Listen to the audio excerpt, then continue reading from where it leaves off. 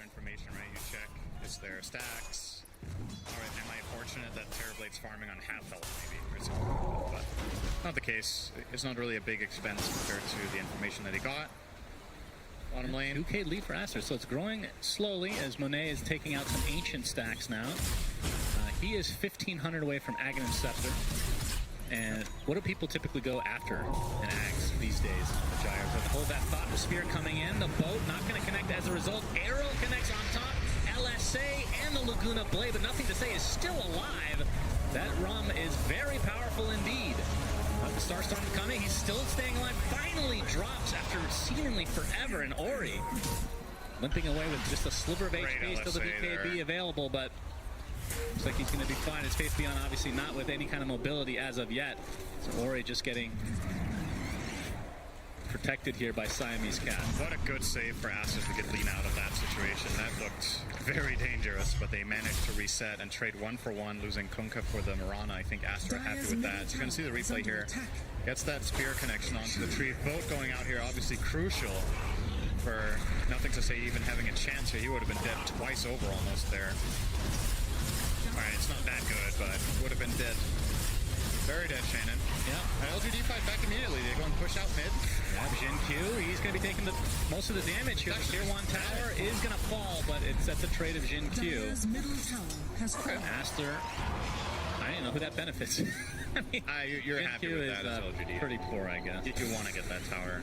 The fact that they could just run down there and get that done is a really...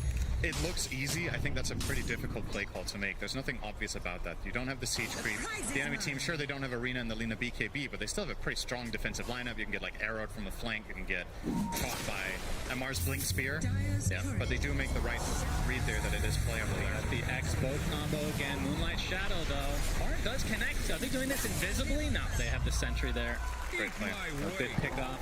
Kind of punished there for PSG LGD, but while this is happening, Monet was continuing to take out Ancients, and he is 3 gold from the Ags. Yeah, so you ask what you get after this. Sometimes you get Daedalus, sometimes you get BKB.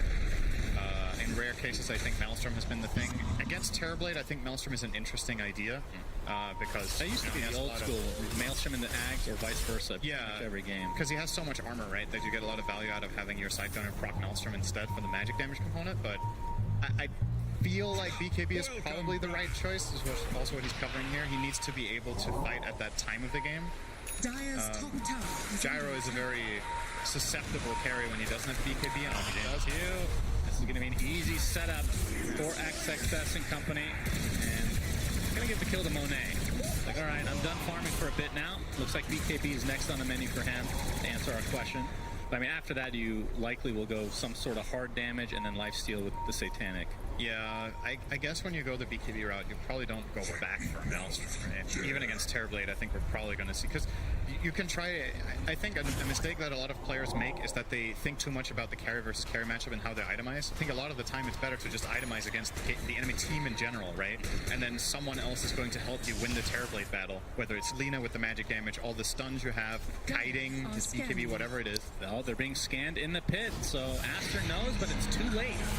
Ame with the Aegis, a very early sneak here for PSG LGD. I say 17 minutes in. That is very early, yeah. So I'll be feeling good about that.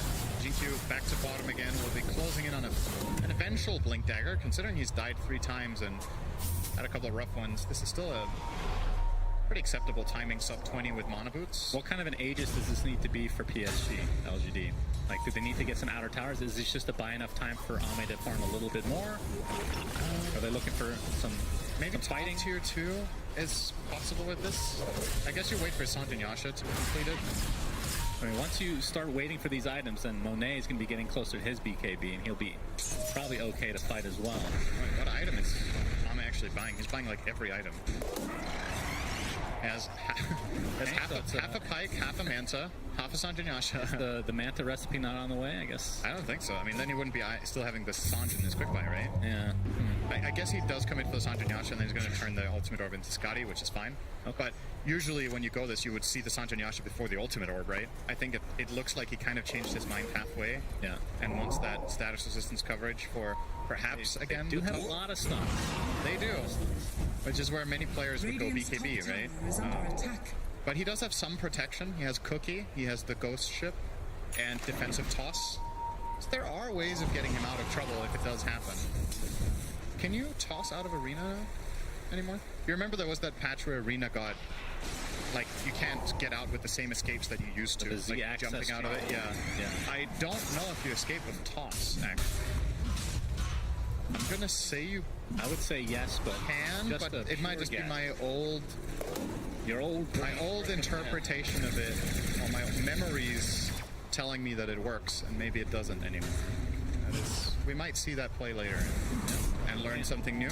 Siamese Cat, if he would tank this gank, I think ASTAR would be very fine with this exchange. He's going to have to use the War Cry. X coming out, though. Avalanche not really going to connect, but still, this is for a support Sven.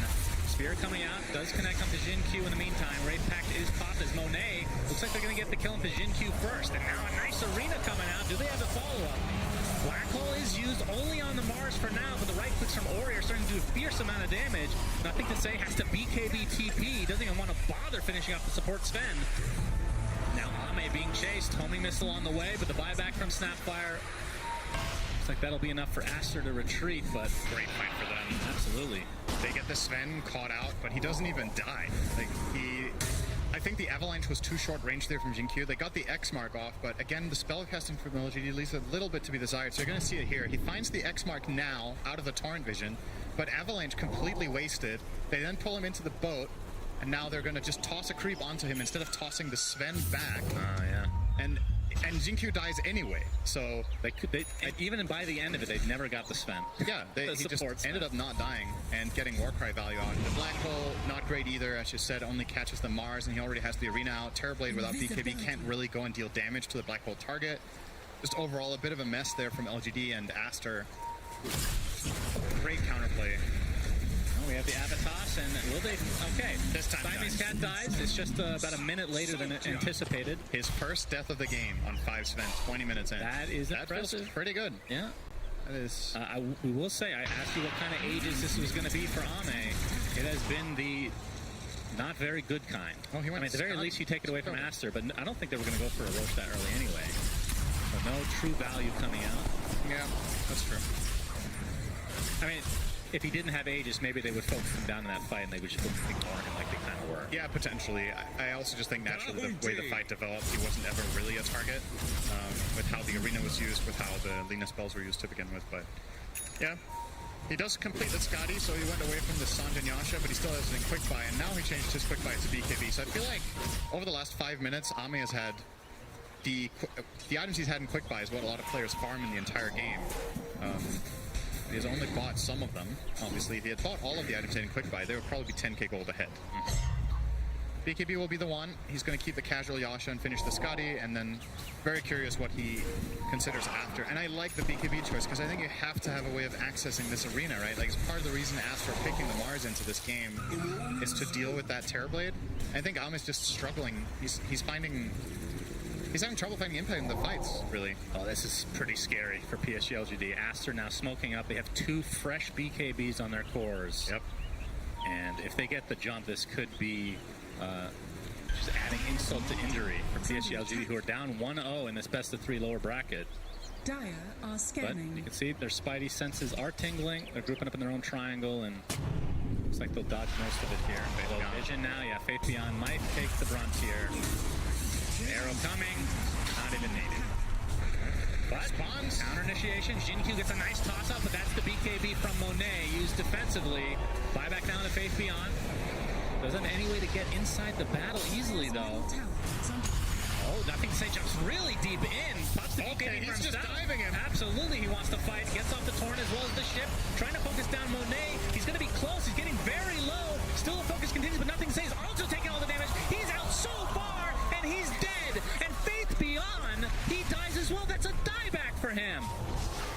Now the toss back from Jinkyu. Can they get the Lina? Ori, they need to get something out of this. Little Shredder is enough. It's going to cost Y his life, but certainly worth it. But now Ame, he's only here with Jinkyu.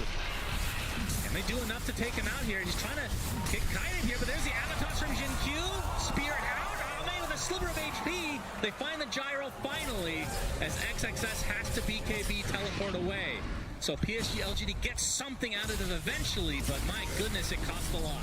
I think Ame was actually counting on sundering the Terrorblade sundering the Mars during that. XXS had his BKB at the end of the fight. He kept it the whole way, and when Ame was about to sunder, he pops the BKB, and I think that's just panic mode, but he still manages to get the gyro. So we're going to see the way this all started out, this easy, clean kill.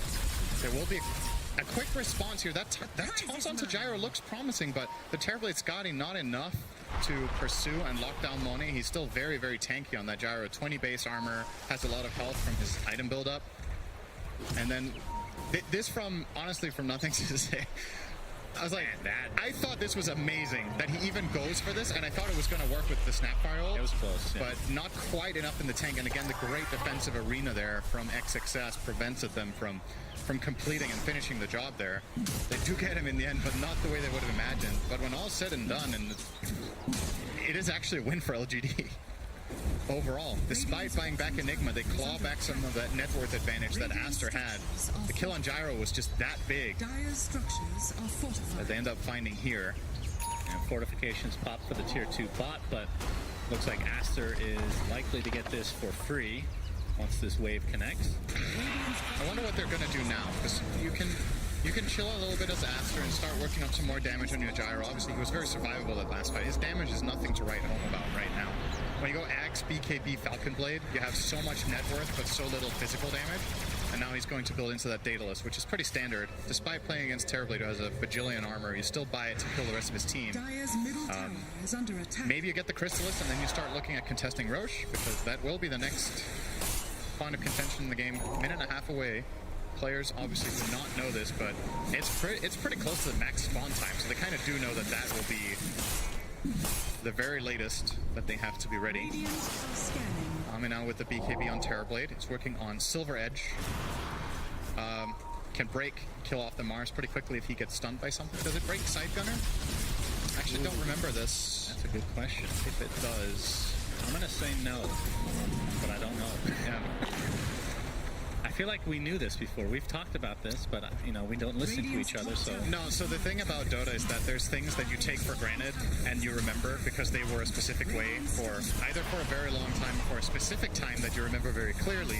And then there's like since that time there's been 3 or 4 patches that just affect different heroes in different ways, and it's very hard to remember everything and keep doing this conversation is a great example. I will not remember this even by tomorrow. Yeah. The tier 2 tower now. What did you have for breakfast? Omelette. Okay. You don't even remember, I bet. I don't actually.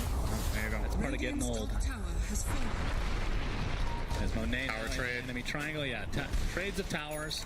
But obviously the tier 2 top, very important to help gain a little bit of extra control for the Roche pit.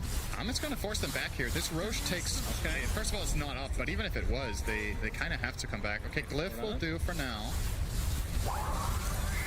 So maybe nobody rotates back. They keep this iron grip on the on this stronghold in the Radiant top side of the jungle, but obviously very important area to control for that Roche. They got straight from the position. 5 Sven into the pink they go.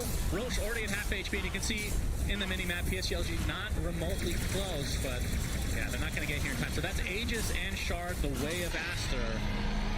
And Monet, he gets the Shard himself. Interesting. Really thought that I thought that LGD were going to be more successful with this bottom push from Terrorblade and bait at least 1 TP back, but ASTAR keep their cool. They don't fall for it. They lose half a tier 3, but well worth it for that Roche. They made the conscious call of, okay, if they don't commit really hard, we can let them have a bit of chip damage there. As long as we stand strong here, we know Roche is about to spawn, and that's a bigger objective. I think if they were given the choice, they would still have lost the entire tower for this. Like, this is just too important to have this Aegis right now. Even if you open up a laned potential Terrorblade push, guess what? You just start playing this side of the map, and it doesn't really matter whether this tower is there or not. You just keep pushing out bottom, controlling that. Now that there's no Roche. They want to get aggressive. They want to use this Aegis in full form. Monet did take the shard, and I looked, and it's because a couple of his teammates already have shards purchased. Yep. As he's going to run right into Y, and Y is like, oh, I'm dead. Sorry, guys. Outpost, they had it for about 6 seconds total. Well, they did have it at minute 28, right? True. So, very good. Very good. Double damage denied here. the way more important thing that happened on the map, arguably more important than Snapfire's death, to be honest. That's really sad. Denying that double damage away from ASTAR with an illusion. If that goes on the gyro in a bottle, stuff could get really, really scary. Because even if he's black hole, the side gunner is still running, and a double damage side gunner gyro hits really hard. So don't have to worry about that, but yeah, interesting they gave the shot over to the gyro. What were the alternative choices? You could have given it to Lina or Mirana, right? They're the two others that don't have it. So the Mirana one has not exactly been very favored. Nope. And the Lina one, the Fiery Soul, you're playing right click, so again, maybe not. I mean, it's damage, right? But it's only on your spells. And I'm not sure how strong that one is. Hard to gauge, honestly. The gyro one's pretty nice. Gyro one's pretty good. Obviously, we see it a lot as support gyros, not on position 1, but if it's free, it's free. Meta pop just to defend. Jinq trying to get up the toss combo, not able to find it though, as the Moonlight Shadow gives them cover. And ASTAR can just reset and wait for the meta if they want. Or they can just have high ground control right now. You see this Ops Ward that they snuck up here from PSG LGD down on the lower half is not in range of Sentry, but the better ward's still on ASTAR's side. They have the one on the high ground, so they have very good information in the area, and LGD know this, and they're not willing to pursue. And like you said, wait out the meta. What are you going to do next? I think Ame was really, really hoping for a fight to break out there. He was in a great defensive position in the tree line, but Jinq was not able to find anyone for him to start on. And ASTAR starting to get pretty scary for PSG LGD, Cinder. An elimination match again, second time today. Yep. And we obviously know the storyline behind Faith Beyond saying he will not be playing again after this tournament. Of course, we'll see if that ends up being true. I think take the over-under on that in terms of pros that have said they're retiring. Yeah, we have the good old meme of Chinese retirement, right? I think there's the ratio of actual retirement there from Dota is probably lower than in other regions where people say they're retiring, where more times they have actually stayed retired, but the track record in general, nobody really leaves Dota, right? One way or the other, for sure. And of course, maybe he means when he's done with the tournament, he will retire from the tournament and go home. That is possible. But his English is actually really good now, so... It's pretty good media bait, though. That's it. He's got so good English now that he, Yeah, the clickbait is just built in now. Monet still with a minute and a half on the Aegis.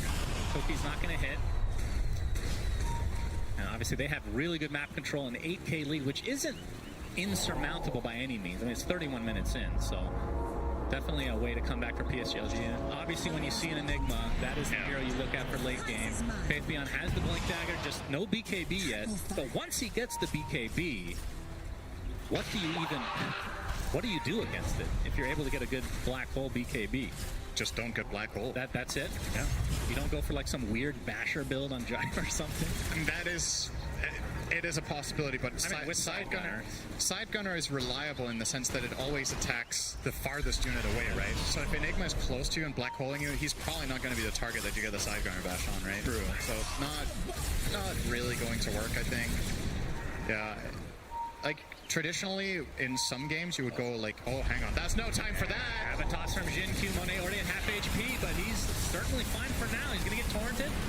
Controlled a bit, trying to reset though. XXS getting kited by Ame, but Monet wants to go really deep. He just wants to use his Aegis. Please kill me, 10 seconds left. There's the black hole from Faith Beyond, only on one, but it's a very important one. And Ori, who dies inside BKB. The right clicks are there from Ame. That's a double kill for him. And the arena comes out. Nice spear as well. Trying to focus down Ame before he can get the Sunder off. He gets tossed away.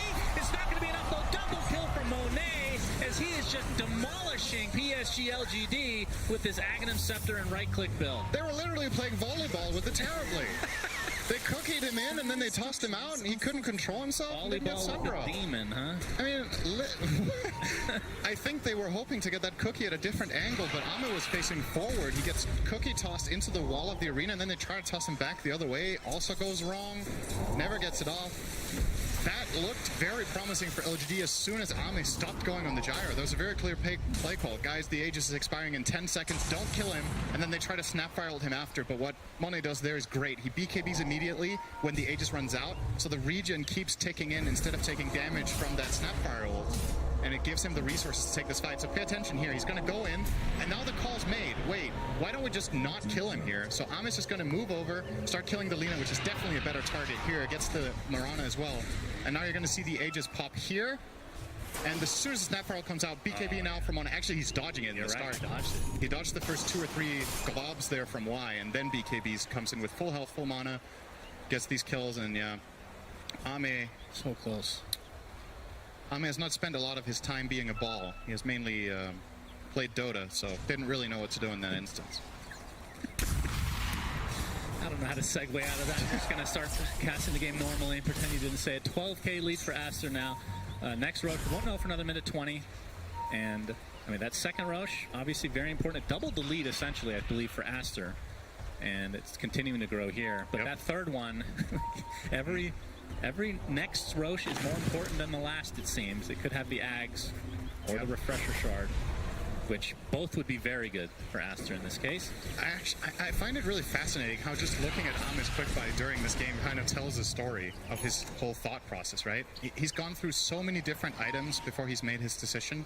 Now he was eyeing up the MKB to deal with Gyro, but now he's opting up, settling for a Silver Edge so he gets critical strike and gets the break for Mars, who's turning out to be a really big problem for him as well. Like, it's just a lot of issues that Terrorblade needs to solve in this game.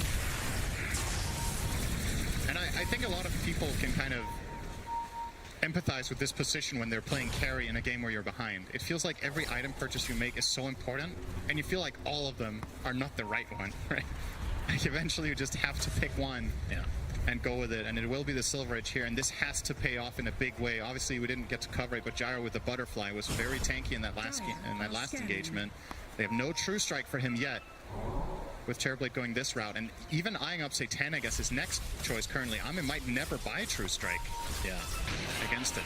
Well, we'll see how the next fight goes and see if he changes his mind. As Monet is 3,700 into a Satanic.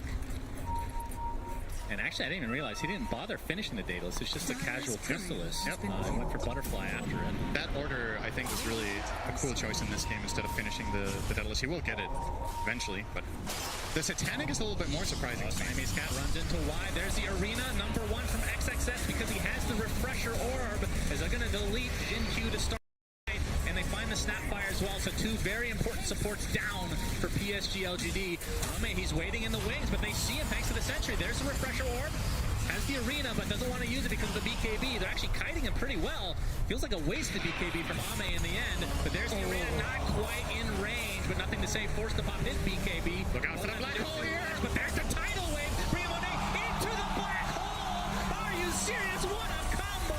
And Monet trying to right-click a bit, but his right-click from Ame are too much.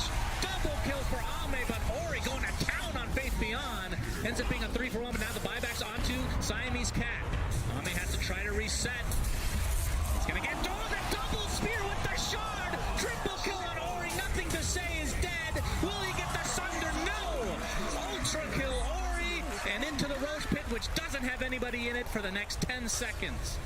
Gyro's the carry? Wow. I think Lena's the carry. Wow, that tidal wave was disgusting. But it didn't matter. Wow, what an insane fight. I think LGD's choice there, they lose both supports and they still stick around and choose to take that fight with the buyback on Tiny and Enigma waiting off to the side. I love the way ASTAR approached that. Sure, in the end you do get the 2-man black hole, but they really had to work for it. And Lena had a totally free fight because of how much of a threat the other heroes were posing. That he just ends up cleaning house. Ori now with his back-to-back Lena games has really made work with this hero, and this will be the first lane of Barracks most likely. Unless this Snapfire will... Mortimer's kisses. Looks like Siamese Cat. He's burning, but got the good glimmer. Cry to get away. Satanic now online for Ori. You know, this kind of reminds me of the quiz you get in the game when you're queuing. It's like, which hero won a game 2 hours ago with this build? Right. And you see Brown Boots, Glimmer Cape, Drum, and you see that 2 years ago, and the answer is Sven. You're like, which bracket was that? You know? I mean, it could have been position 1. That's pro Sven right now. And we're going to see a replay of what happened. But XXS with some great plays, obviously taking out the support right away. The fact that he didn't use the Arena because of the BKB from Ame here very shortly. You can see he's just waiting there, waiting to start the fight. And then shortly, I believe we're going to see the tidal wave, which... I'm trying to remember if the black hole was up already when he tidal wave. We'll see. So there's the ghost ship. There's the tidal wave up to there. And that was, oh man, that was nice. Ame's kill even was pretty big on Monet, but they still were able to recover. Is now Aster into the pit. And Roche number 3 with Aghanim Scepter. Who the hell takes this action? Now that I look at it, it's a little awkward. Maybe the Mirana? Mars Bulwark? Lina? Lina is for the piercing? Oh no, it's a new one. That's Lina's right. is pretty good. Flame Cloak. I think Flame Cloak's nice. Wait, who did... My pet. Where are they giving it to? wants you. Alright, Gyro wants to hold it for now. I mean, why not? Dire's Why not have 2 Ags? under attack. You're Wait, gonna pass it over or Is what? he holding it? He's still holding it, Are right? you sure that's not the one he bought? Am I tripping? Wait, where is it? Mirana. There we They go. gave it to Above. Mirana over Lina. I mean, maybe they just don't know what the flame cloak does. Because I don't, if I'm being honest. But Sacred Arrow, able even to if you're- proc the Starstorm. I mean, it's a good Ags for Even sure. if you're playing physical Lina, I think just the flying movement is amazing, right? Like, in these chasing sequences, I feel like Flame Cloak is just great. Magic Resist is nice, like, there's just so much value. I mean, it does increase your net worth, right? Sure, I don't think that's the consideration here. But, I don't know, I kind of disagree with giving it to the Mirana over Lina, though, but at the end of the day, they're in such a commanding position that it might be fine regardless. I just wonder what the reasoning was here Scanning. of giving it to the Mirana. That's why I was looking at the Gyro, because I was like, who else would have it, right? He already has his, so he was carrying on. I was like, oh, did he... It's definitely an awkward Ags game. This is one of the few instances where Refresher Shard would have been objectively better, I think. Yeah, I think that's fair to say. I think Refresher could have been better. I mean, at the same time, though, Mars has the orb, That's and true. he's the He guy you has would one. probably get it on. So. And now it shares the cooldown, right? Or, what was that change again? Refresher It's just orb? Refresher doesn't refresh in the backpack, right? I thought there was something in addition. And it shares cooldown with Shard. You're right. Yeah, you can't use them back to back. Yep. Making me doubt myself. Yep. 28k lead here for Aster. Faith Beyond has a BKB now. I'm in at 40. Yes, the black hole is available.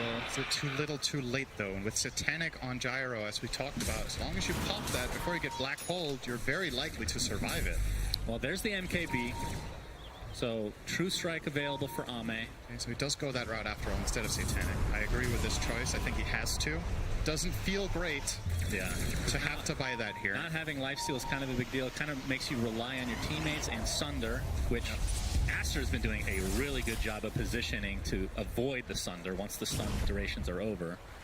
So Yeah. it's not been very easy for Ame at all. He is effectively rendering Monet's neutral item kind of useless. Well, they made Faith Beyond use his Blink Dagger already, as there's the first arena, and trying to save his teammate was Jin Q, but he's just going to die instead, and that's 2 dead with no buyback. Aster in a 5v3 commanding position in this game, number 2.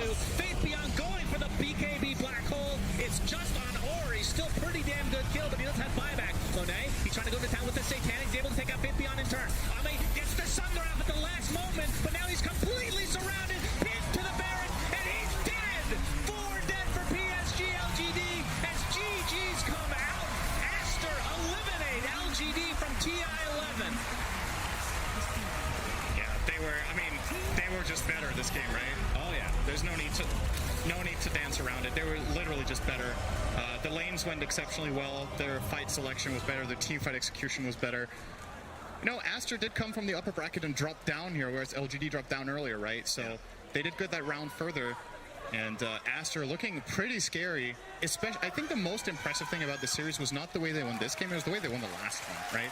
It shows a lot. Some of the teams that we see go really deep in tournaments or maybe even win the whole thing, it's never a given that they're out. 10k down in that last game, it looked terrible. They find a way back. And in this one, when they were ahead, you never really doubted that they could take this one the whole way. So, yeah, really good stuff. Loved their drafting in this game in particular. A fearsome team to look out for again tomorrow. They will obviously be getting a break now. Yes. Sorry, I say tomorrow. In a lot of days, I say tomorrow out of habit. They'll have a long time to prepare for the final stage. Oh man, we were not expecting this. Still, every single game that they're down, we're like, oh, LG will come back, they'll come back, but not today. They are out of TI-11. And with that, let's go to the panel and see what they have to say about this series. Thank you, Cinder and Sunspan. Welcome back to the panel.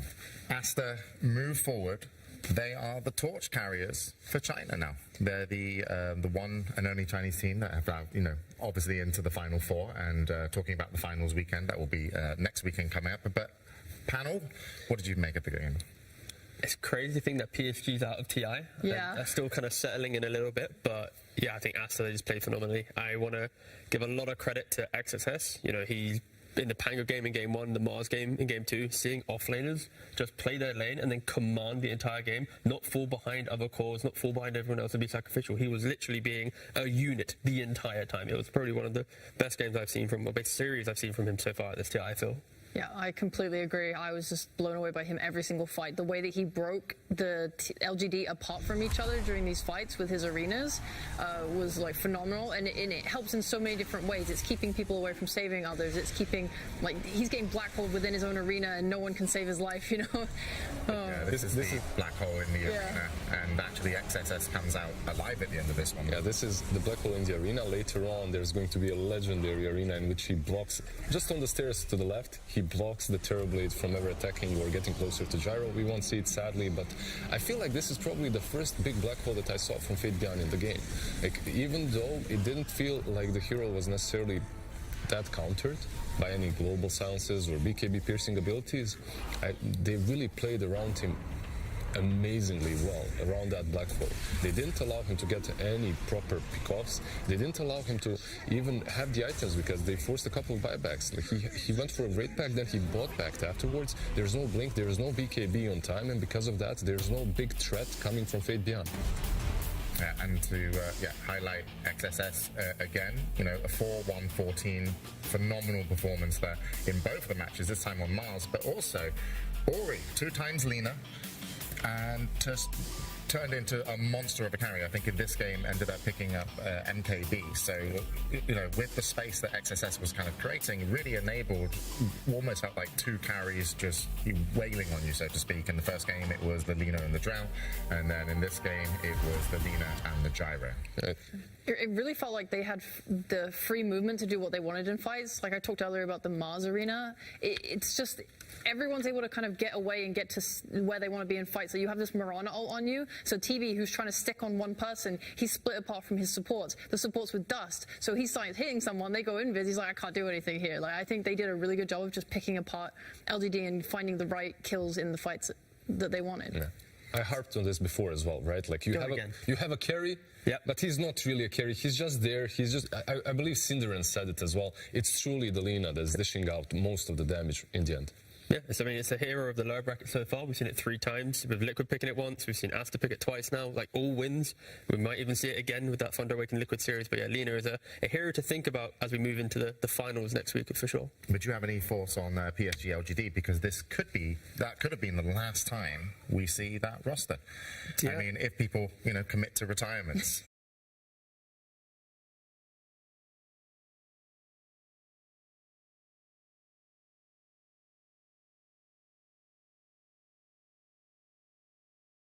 And as a roster, the 5, they've played the most games together as any 5-stack actively playing. I'm not talking about historical teams. So if Fabian does retire, like he's mentioned, we're going to lose another little piece of history there. And they are so much fun to watch, and it's impressive. It's not going to happen. I don't believe it. You don't? It's going to be a week or 2. Yeah, week or 2, and then I'm coming back. That's going to happen. Pull the Seb retirement, where it's like, I'm retired, guys, but I'm playing 12 pubs a day, and if you need me to stand in, I am around. There we go. You heard it here first. So, moving into the last game of the main stage before going to the finals weekend, it's going to be Thunder Awakened versus Team Liquid. So we do have another chance at retirement here. Hopefully not for all the Liquid fans out there, because we're talking about, of course, Matumba Man. Liquid versus Thunder Awakened. This one looks amazing. I think this is for a lot of people, a highlight to see Liquid here and to play the last match of the main stage. Yes. Especially because they didn't expect it themselves as well. The way they talked about it, they said that this is, they're taking every single game as a gift, because when it comes to Matu, I believe the retirement is... That's serious. Yeah, that's a real one. And it is a gift. And the gift is coming your way, because we're going to get ready for Game 1.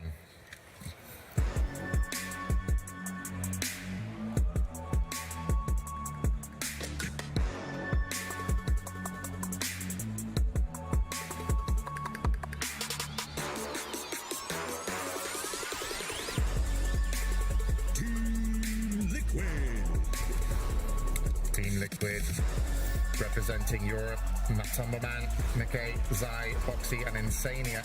A wonderful tournament so far. And let's see if they can keep it up and move on to the final stage, because they're up against Thunder Awaken.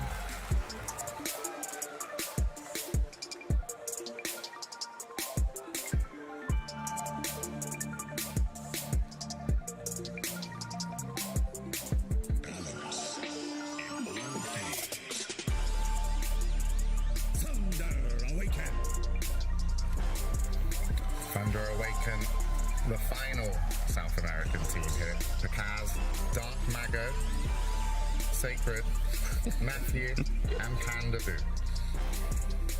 So far, they've only really impressed. They lost the Secret, and that is why they are here. Liquid obviously going into the lower bracket a little bit earlier, so Thunder Awaken have been the stronger team throughout the tournament, but Liquid did come off a win today, beating OG, which is a nice bit of confidence. But Thunder Awaken, what are they bringing to the table? Aggression.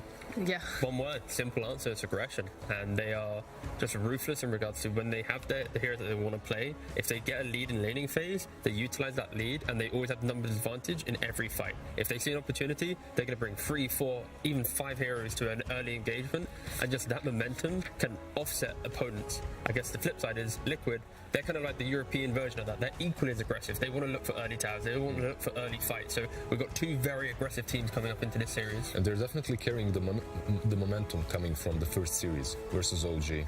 Well, go on, sorry. Yeah, I just feel that even though they are carrying the momentum, like Boxy said, OG didn't really perform to the highest standards, to what Liquid even expects from them. So we can't look at that game as a litmus test of Liquid's strength at the moment. Certainly not a warm-up when you're in the the final 8 of the international. But yeah, you're right. OG unfortunately did lead today's stage of the international in what wasn't what they would consider their best fashion. I think PSG, LGD, ASTAR were just putting on a performance. So not sure they're obviously going to be disappointed, but one of these 2 teams could be leaving us, and we are with Thunder Awaken here. But they both like to fight, as you mentioned, and that was something that Liquid said. It's like, yeah, we're looking forward to fighting OG. And then OG did really, weren't in a position where they could have that fight. So, but yeah, sure, they're warmed up. They've got a little bit of momentum, but how much is it really? I'm just mostly worried for Thunder Awaken from their last series, because we talk about their involvement and how they want to fight, but it felt like in their match against Secret, especially that one where they were playing the Tidehunter, they didn't have a proper plan around how they wanted to use the Ravage and incorporate their offlaner, and as a result, Sacred had a pretty rough game, and he was their main team fight spell. So if you're kind of feeling like that, I don't know whether it's nerves, the pressure, if it's just not communicating properly. That's the sort of stuff they need to make sure they have fixed in this series, because Liquid will eat you alive if you give them a single chance to do so. Yeah, they already did that to OG, right? Another stack of young blood pretty much just coming in and being probably damaged a little bit by the nerves, right? When it comes to their performance, it can happen the same to the Thunder Awaken squad. And I literally just found this out, but Thunder Awaken, before the Secret series, 8 of the games that they played, 7 of them were against Shadow Fiend. Like, I don't know where I'm taking this, but it's just like, when you think about their success, they played against a hero that was very popular in group stage, that it fell off heavily during playoffs. So potentially, like, they just really were comfortable playing against this strategy, and now they're shifting into, like, the poppy drafts and newer drafts. The lack of TI experience might be hindering them a little bit. There's also just being under the microscope, right? Like, teams are identifying what works for Thunder Awaken. They're banning that out, and what works for them? Tiny, Dawnbreaker. Every single game, you're going to see them back. Tiny is a must ban, yeah. And Dawnbreaker, I mean, I feel like we mentioned Sacred with the Tidehunter. If you put a Dawnbreaker in that game, the script is going to be completely different. The game is going to be much easier for them to play, like keeping that spark alive. But your main point was don't pick SF, right? If you're Liquid, yeah, you just stay away from SF, and you're fine. Yeah, they are way too understanding of how to play against this hero.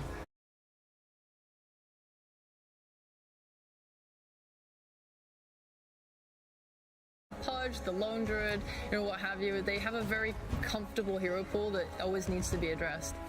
Now look at that man, the Lone Druid Slark player himself. Well, it looks like we're ready. They're ready.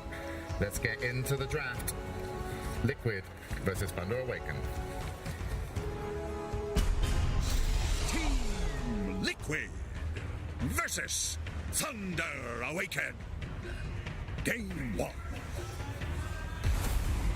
that gentleman says it way better than me. Yes, game one, moving into the draft. And Liquid, as you mentioned, haven't played a lot of SF recently in their matches versus OG today. We saw the Bloodseeker last pick for Matu. We've also seen more Drow Ranger as well, which Matu played, and that was went 2-0 in those matchups. It was also almost the same lineup, by the way. The lineup that Liquid drafted, almost the same that ASTAR went with Drow, Lina, and Pango on the offlane. So they definitely have a good reading on the meta right now, Sheik, right? Yeah, everyone's abusing the meta. We got Leshrac out there as well that Liquid absolutely love playing. So I guess it all comes down to looking at these bans, what people are going to want. Like, does Primal get through? Man of the hour? I'm sorry, look at that, man. I'm looking. Not only is he buff, but the suit as well. Yeah. I think the jacket is only there to cover up the biceps, right? Like, he's just... Is that why you never wear a suit? Yeah, I'm the opposite of that. He does it for game one, they take it off for game two. It's like, I was just grabbing food and had to run over, but yeah, that's it. oh, interesting bans though from Liquid. So they banned the Dawnbreaker, they banned the Nyx, but because their first pick, they're now offering up Thunder Awaken. Are you banning Tiny yourselves, or are we going to pick it up? Okay. Or they might even just be giving Thunder Awaken a Tiny. They're taking the Tiny away, I would right? assume so. Surely you do not give Thunder Awaken a Tiny in this best of three lower bracket. It has been too instrumental in their success. There are other options for Boxy would be a Clockwork or a Tusk if they really like. There's also Undying in the pool that Insania has been playing very well this tournament. Whoa, where's that going? It's a Juggernaut cosplayers. Quickly went for a spin. Yeah, there's a ton of heroes that are still very popular, that are left in the pool. So It's Tiny, it's Enigma, it's... I think we're getting in-game comms there for a moment. I wasn't sure. I thought I heard voice line. Is this new thing in the game, James? I've never actually used the voice line. Really? And I still play Dota.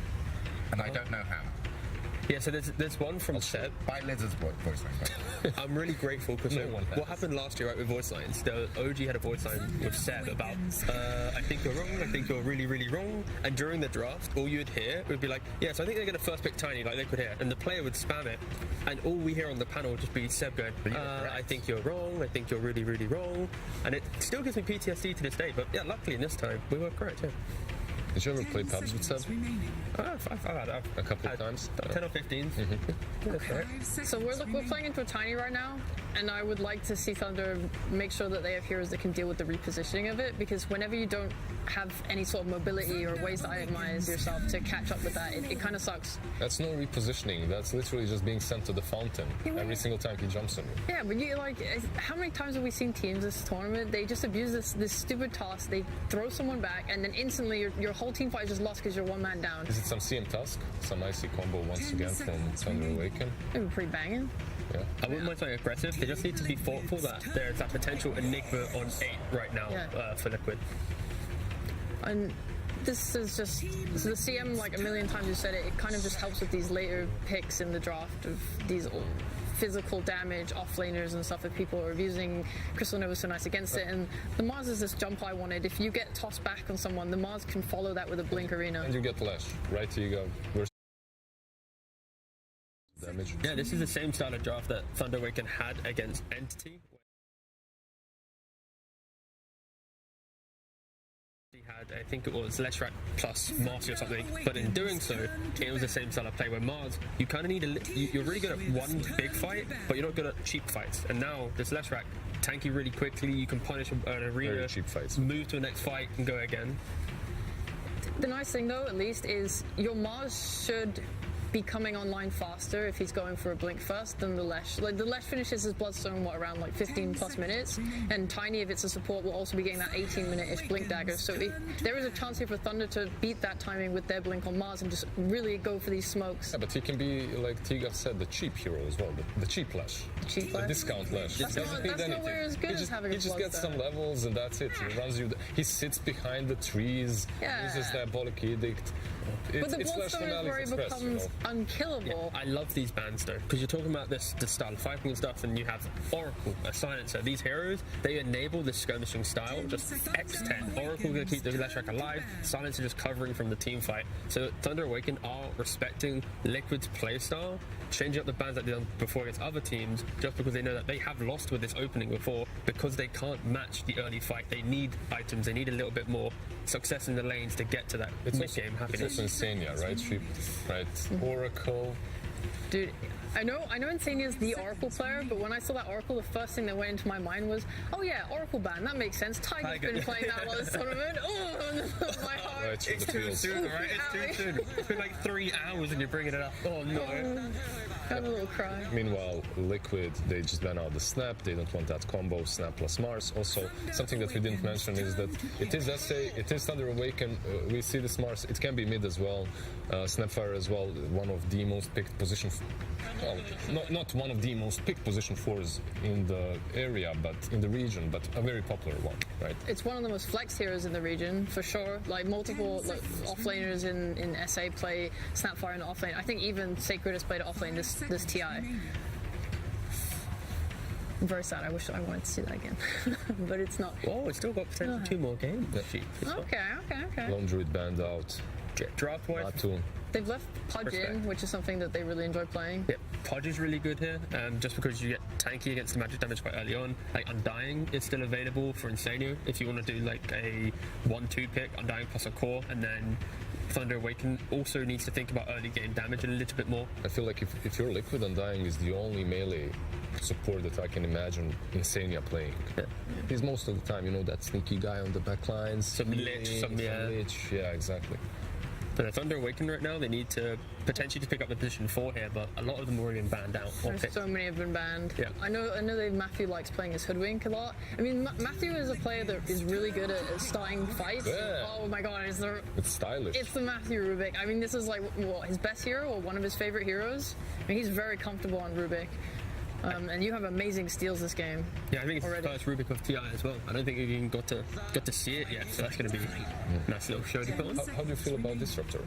Disruptor? Yeah. I mean, I'm always Versus the Mars. as Yeah, well. I'm chilling. Sounds good. Silence versus the Rubik. Solid. Liquid picked up Like the it. Disruptor from VP when they played against them in the qualifiers. They said that they really liked how they used it and then they just started playing it themselves. You saw Insania play it like 3 games in a row to great success.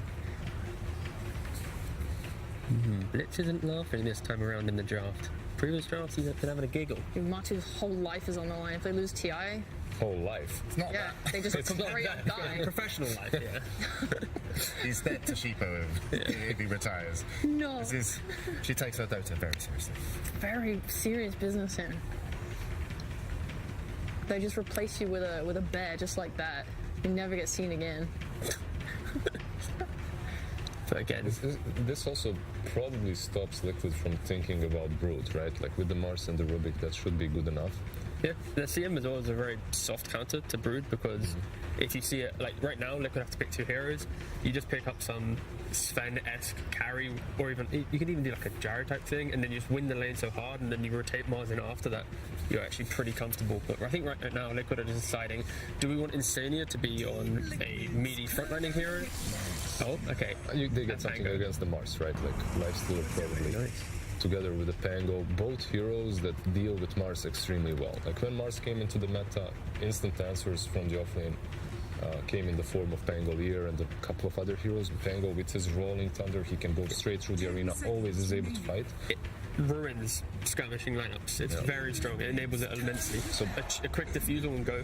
And the Basher as well. yeah, like picking Enigma into this, like sure, Enigma will do great against Lifestealer throughout the game, but Liquid's already got a soft cover with that Pangolier behind the Basher. In the previous game, they banned it out when they picked the Enigma, sorry. But the reason they are picking it is for the lane, I would assume. Lifestealer is going to struggle really, really hard to contest CS against all these Eidolons. So alongside laning with, I'm assuming, Rubik, you're doing a lot of damage reduction. You should absolutely annihilate this lane. I'm a little bit afraid for Thunder Awaken in regards to, sure, Enigma can deal with Lifestealer, but what is their way of repelling Liquid from invading their jungle, from contesting stacks and fighting? Like, if Arena's not up, sure, you've got some small spells from Rubik and CM, but there could be a little bit of disparity on how aggressive teams can be. Those small spells that you're mentioning need to be really big, from Rubik at least. Yeah. Like, he needs to find some good steals and utilize them in that mid game, because I'm looking at Mars, I'm looking at Enigma, I'm not seeing a ton of damage coming from, a ton of skirmishing power coming from Thunder Awaken, and the heroes that are up against them do not care about the arena. You have Pango, you have Lifestealer with Rage, and you have Lash that's able to dish out damage through it, so the setup from Team Liquid looks really solid versus the Mars. I actually like their skirmishing. I don't like their massive team fight. Like, if everyone brings a 5v5, then I think the problems you guys talk about are like valid. But if you're able to just sustain yourselves long enough, for Rage to run out, or you're smoking and making these small moves, I definitely think they have really good early game spells to do that. And I think another thing that's really nice to consider is because Rubik is a threat in the game for Pango, he has to use his shield crash at the very beginning of his role, which doesn't necessarily mean he's going to get that damage onto heroes. So he might just level up way more his swashbuckle and focus on that damage, and then you don't get the crash damage in the role. The question for Liquid right now is, are they putting their Leshrac into the offlane like Secret demonstrated yesterday, or are they Pango going mid? I guess the main thing here is it's Insania has the last pick right now in the draft. Sometimes Liquid they get to the very end, it's like, oh, Insania, you still got to pick a hero here, boss. But it seems like, obviously we're waiting on Pakaz's carry hero. Are we kind of thinking like something like Slark, and then you can play something melee, or is that a little bit too dangerous for them? Because of the Leshrac, it does put a little bit of a sour into it, but into everything else, there's some AoE from him, from Pango as well. Yeah, exactly. But it is possible. Like James, so far you've been on 100%. Well, I'm going to say it's TD or Slark. There you go. I think something like a Terrorblade would fare nicer for them, just because they have so much teamfight that if they just pick a hero that can push out waves, prolong the game, and then they get their items, the BKB on Enigma, they have a free game. If and Lash isn't really a counter, right? To the TV. You should be completely fine in that matchup. Yeah, not so much. I'm just thinking about, I like the Terrorblade, I like the Faceless Void, I think the idea about pushing waves is pretty lovely, but as well, I just want to see something that scales into a late game. You really like those big circles, the Chronos, the Black Holes, the Mars Arenas. Could just be like a Bloodseeker, right? CM Bloodseeker lane, oh, there we go. Nice one. Nailed it. I just thought it got banned, because why wouldn't it? Into two teams that love Bloodseeker. Ooh. But yeah, it's now just a strong lane. It also has the wave clear, obviously Bloodseeker into Pango. It forces Leshrac to stand still in that early aggression. Like, they needed something to just prevent Liquid being confident in these earlier jungle invasions. And Bloodseeker, he can poke his head over, take a spell, take a rupture, and we'll go back to farming, boys, until we're ready. I've seen him go mid at like 8 minutes. Please, I want to see it. Thank you very much, guys. We're getting ready. We're going to go over for a pre-game interview with Slacks, who's with Blitz. Absolutely. We are here yet again with Blitz. I'm sure you are getting very used to this, but should everything go according to plan, you won't see me again. Now, last time we saw Matumba Man be put onto that Bloodseeker, he did exceptionally well, but I feel like he kind of stole that strat from another team. Now they have it. Pakaz Bloodseeker. Pretty terrifying stuff. Are you ready? I have no idea. He's a really good player. Like, everybody at this level, at this point, is just top of the top, so I'm sure it's going to be a struggle, but I'm sure my team can also end up on top. I see most of your time in the drafting with Matumba Man kind of by his side, a very stoic and stone-faced stuff. Is he doing most of the talking? Is it just between you two, or is Insania still doing a lot of feedback on this? Aiden gives us a ton of feedback. Most of the time, we kind of ask for a little bit of silence so we have some time to think, but yeah, I mean, doing it with Matu is a dream. He's one of my best friends, and being able to be on this stage in front of all these people, working together, just like a dream come true. Oh, wow, fantastic. You know what my dream is? Watching this game, my friends. Let's get into game one right now between Thunder and Liquid, and throw it to the caster. Well, we heard about Team Liquid, but what about South America? No SA team is placed higher than top 6 at a Valve Major or TI, and Thunder Awaken is looking to change that. But they're probably experiencing a little bit of deja vu, Avery, because Stockholm Major, they themselves set the record of top 6 at a Valve Major by being able to get to the upper bracket semifinal, where they unfortunately ran into Tundra and got 2-0'd. Then they get knocked down to lower bracket, run into OG, another Western European team, and get 2-0'd. Now, here at TI, they get to the upper bracket semifinal. Who do they run into? Team Secret, another Western European team. They get 2-0'd. Now they're in the lower bracket. Now is the chance, now is your time to change the cycle, to change the narrative, and beat all of your previous records. You guys know there's other regions in the game, right? You know, they don't have to play Europe every time around. That said, I think Liquid is very comfortable playing other European teams. I think they're less comfortable playing a team like Thunder. Yes. That is more unpredictable. They haven't played them through the year. They are more unfamiliar with how they're going to play the map, just the run-at-you style. And I think compared to yesterday, this draft is a lot more fast-paced for Thunder than especially that Game 2 versus Secret, where it felt very slow and clunky. Sure, you have Enigma, but they got this Mars in the first phase. They love to flex this hero. They get a good matchup with Enigma versus Lifestealer. Bloodseeker last pick to deal with the Pango. I could see this game causing Liquid some issues, and Liquid is a team that is, I mean, they're just riding the momentum, right? Other than that upper bracket loss, this is an LCQ team coming through all the bracket, pushing to top 6, looking for that top 4 berth.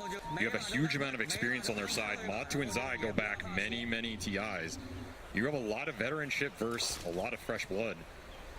Makes for a good Bloodseeker. Makes for a spicy game, that's for certain. I love that you pointed that out because, I mean, Blitz himself said that they were surprised that EG took Thunder because they thought that Thunder was a very scary team to face up against, particularly at a TI. He said, you know, these guys, they're going to run at you, and that is hard to deal with under the TI pressure. Now, you're in an elimination game. That's even more pressure. So we'll see how Liquid manages to deal with that as we take a look at our lanes here. We've got the Zyboxy duo of Pango Tiny up against Matthew and Pakaz. The Pakaz Bloodseeker, well, you heard about it from Slacks and Blitz on stage. Got to watch out for this guy. And they got the lane matchups. Like, this is something Thunder, Liquid trying to dodge. Thunder will match them. They will get the Enigma versus the Lifestealer. Like you said, it's going to force this Bloodseeker into the off lane, so I don't think it's the ideal setup for Enigma. He never really wants to play in a safe lane. I think if he can get away with it, you'd rather pull the lane back top, but Thunder will still be happy to get the matchups, and perhaps the bigger one is this mid. How much is Mickey going to own this range versus melee scenario where we've also seen him just go ham in some of these matchups this tournament? Yeah. He gets off to a good start here. You know, maybe Insania drags him another wave like he did earlier today. Get some extra CS. You never know. This is a matchup I could see him abusing pretty well. And he should have a very good start on this Leshrac. Of course, he also has the Lich armor to back him up. This is a combo we've seen power through some of these lineups that are very physical oriented. You have Bloodseeker, you have Mars, you have to man up through this Lich Frost Shield. Helps Mickey just run in front line. He has Infest as well to tank him up even more. And of course, you're probably going to get a Wraith Pact on this Pango. So Thunder need to think about the damage in the mid game, not overextending and making sure they can deal with the front line from Liquid, which is going to get quite tanky at a certain point. Yeah, expect to see some Wraith Packs on both sides. Sacred, of course, on the Enigma is already queuing that one up. I think he had a queue before the game started, to be honest. Yeah, it doesn't matter what hero, really, right? Yeah. What are you playing today? I don't think I'm playing Wraith Pack. Sounds good. Because a little bit awkward, gets tossed back into a position, takes a little bit of damage, but he's a Bloodseeker. Infinite sustain as long as you get those last hits, so shouldn't really be a problem. I also think it's the reason we've seen this off-lane Pango come back. Like, this is a hero that Zai actually excels on. I'm sure he's very happy to have it back in the meta, and he's been destroying lanes with it. This is a tough one, but they're still not doing too bad for double melee versus Seeker, who already at 440 MS. You gotta think about the other lanes whenever you have this hero. Do not power him up too much. He'll run you down. Yeah, seriously. But this Pango, he's a great Wraith Pack buyer himself. Uses the Vlads very well, and I feel like any of these weird heroes, that's what Zai excels on. Put him on something that gets in the backline, disrupts you, makes you feel awkward. He's always going to find the right positioning, and it's very cool to see him back on this hero. That said, he has to play into Rupture and Black Hole. and a Rubik's It's not Cube. a fun game for him whatsoever. So, cautious optimism.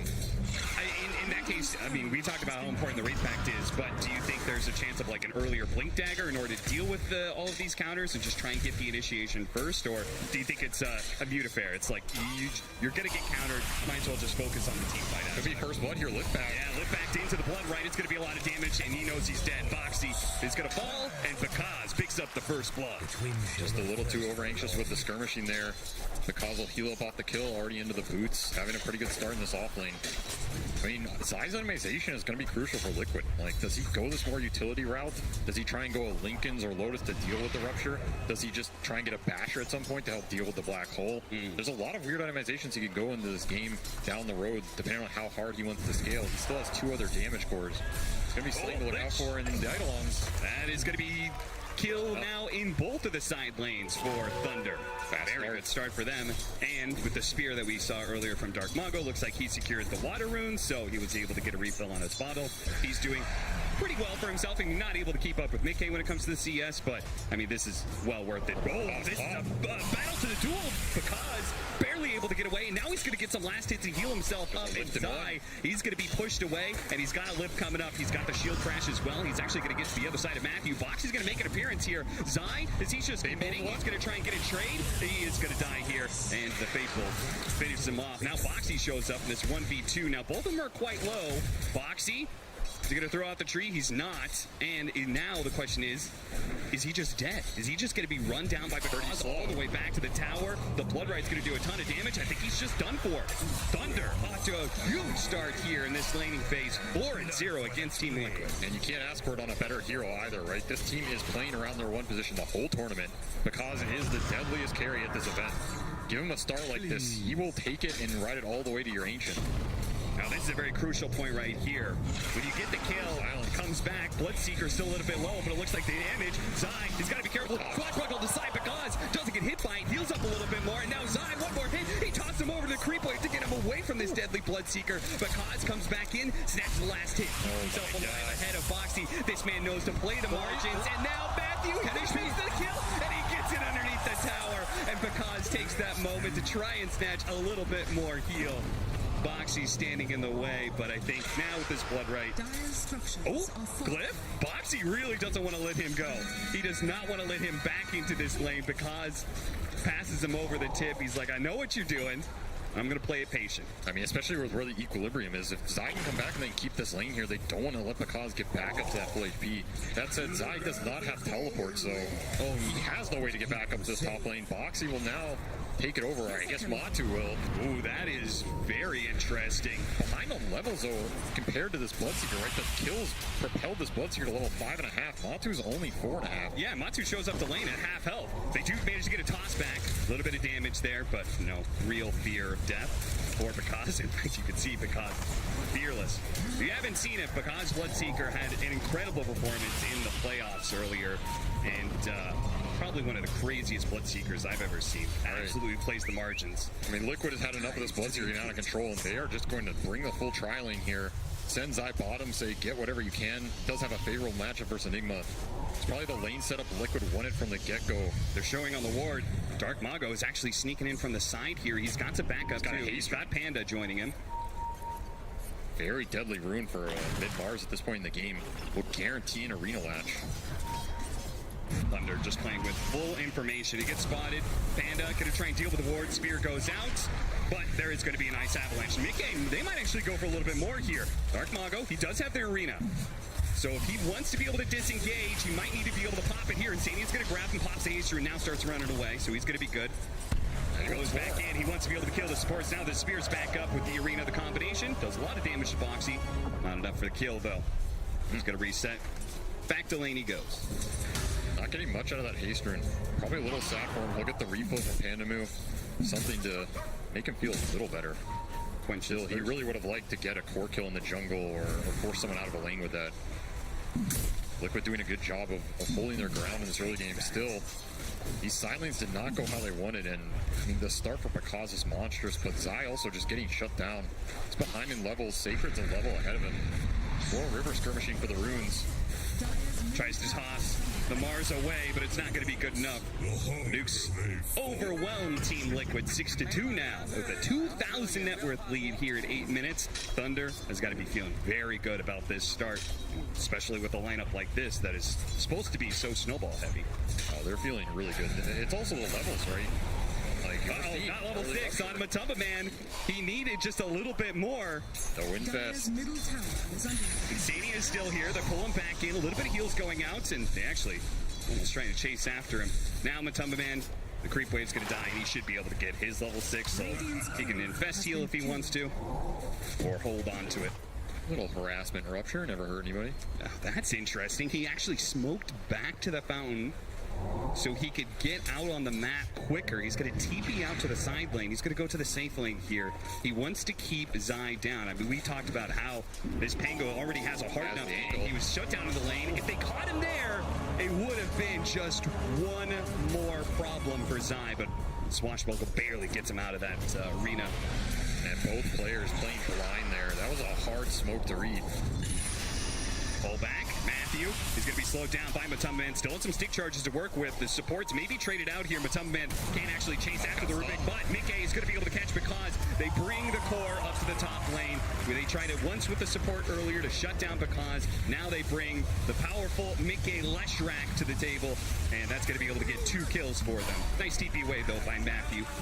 Very nice rotation from Mickey, lands on everything, but yeah, you're going to pay the price down there at some point.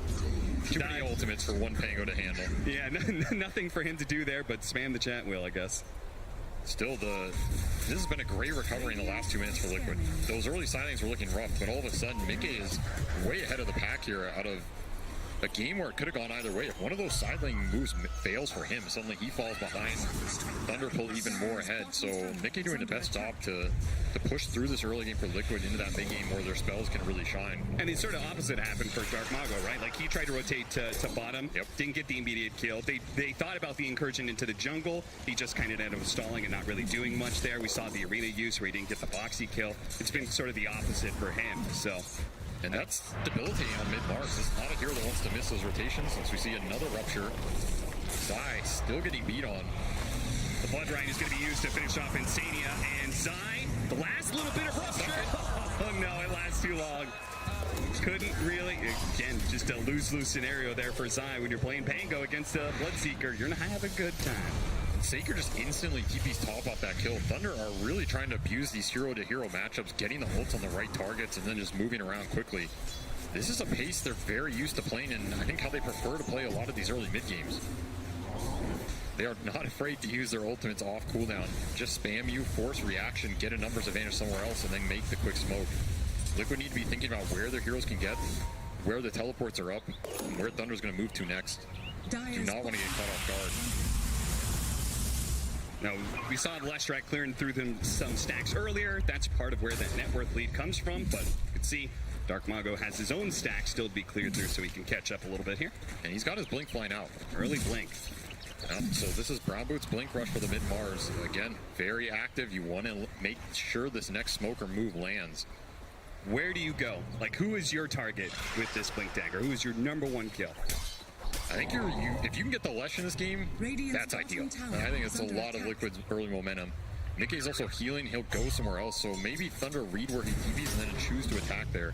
They also have the option, if he TPs out, to go somewhere else, which could try and force the fight top. But I think they're happy just leaving Enigma up there. Boxy's trying to hold the rune for Mickey, and it does get denied by Pandamu before Mickey could get there. Well done. I just don't have any smokes here, so this Blink is... The actual move is getting slowed down a little bit. It's also hard to just jump into this mid trio from Liquid if they're just sitting behind the Lesh, right? Yeah. Like, Mars is not the highest damage mid hero. He really relies on using his spells to engage his supports. The Rubik and the Maiden are going to be a lot of the early game damage. They're just going to push it up. Raid packed online for Sacred. Feel like they're strong enough to just push the issue. Oh yeah, this is going to be way ahead of Zai's Raid back.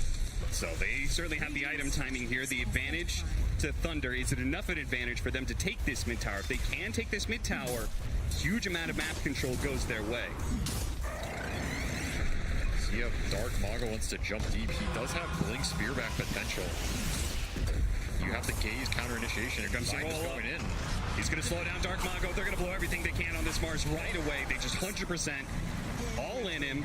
They get that kill, but it was a lot of spells used for it.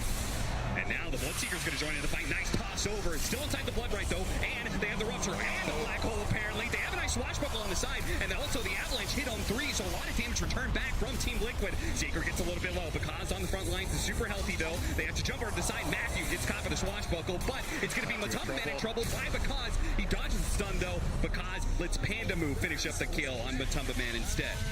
Tiny Airline's not enough to bail out his carry. Because happy to join a type of fight like that. Still, it's a very awkward engagement. This Mars just walking up into all of their spells, dying for free. It's not really what you want with this itemization in the start he had. Yeah, it's like you picked up this fresh Blink Dagger and you're the one frontlining. That's it's an interesting choice. I mean, you either got to go and jump and start it, or you're just tanking it for the boys. I guess that's one way to do it. Yeah. But that's a very nice engagement for Zai. Like, he gets out of there, he's not tanking the Rupture.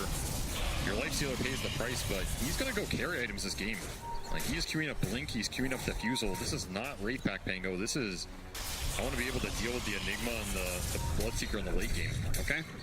Or now the question, I mean, Wraithpack feels like a must-have, so who is going to go it on the side of Team Liquid?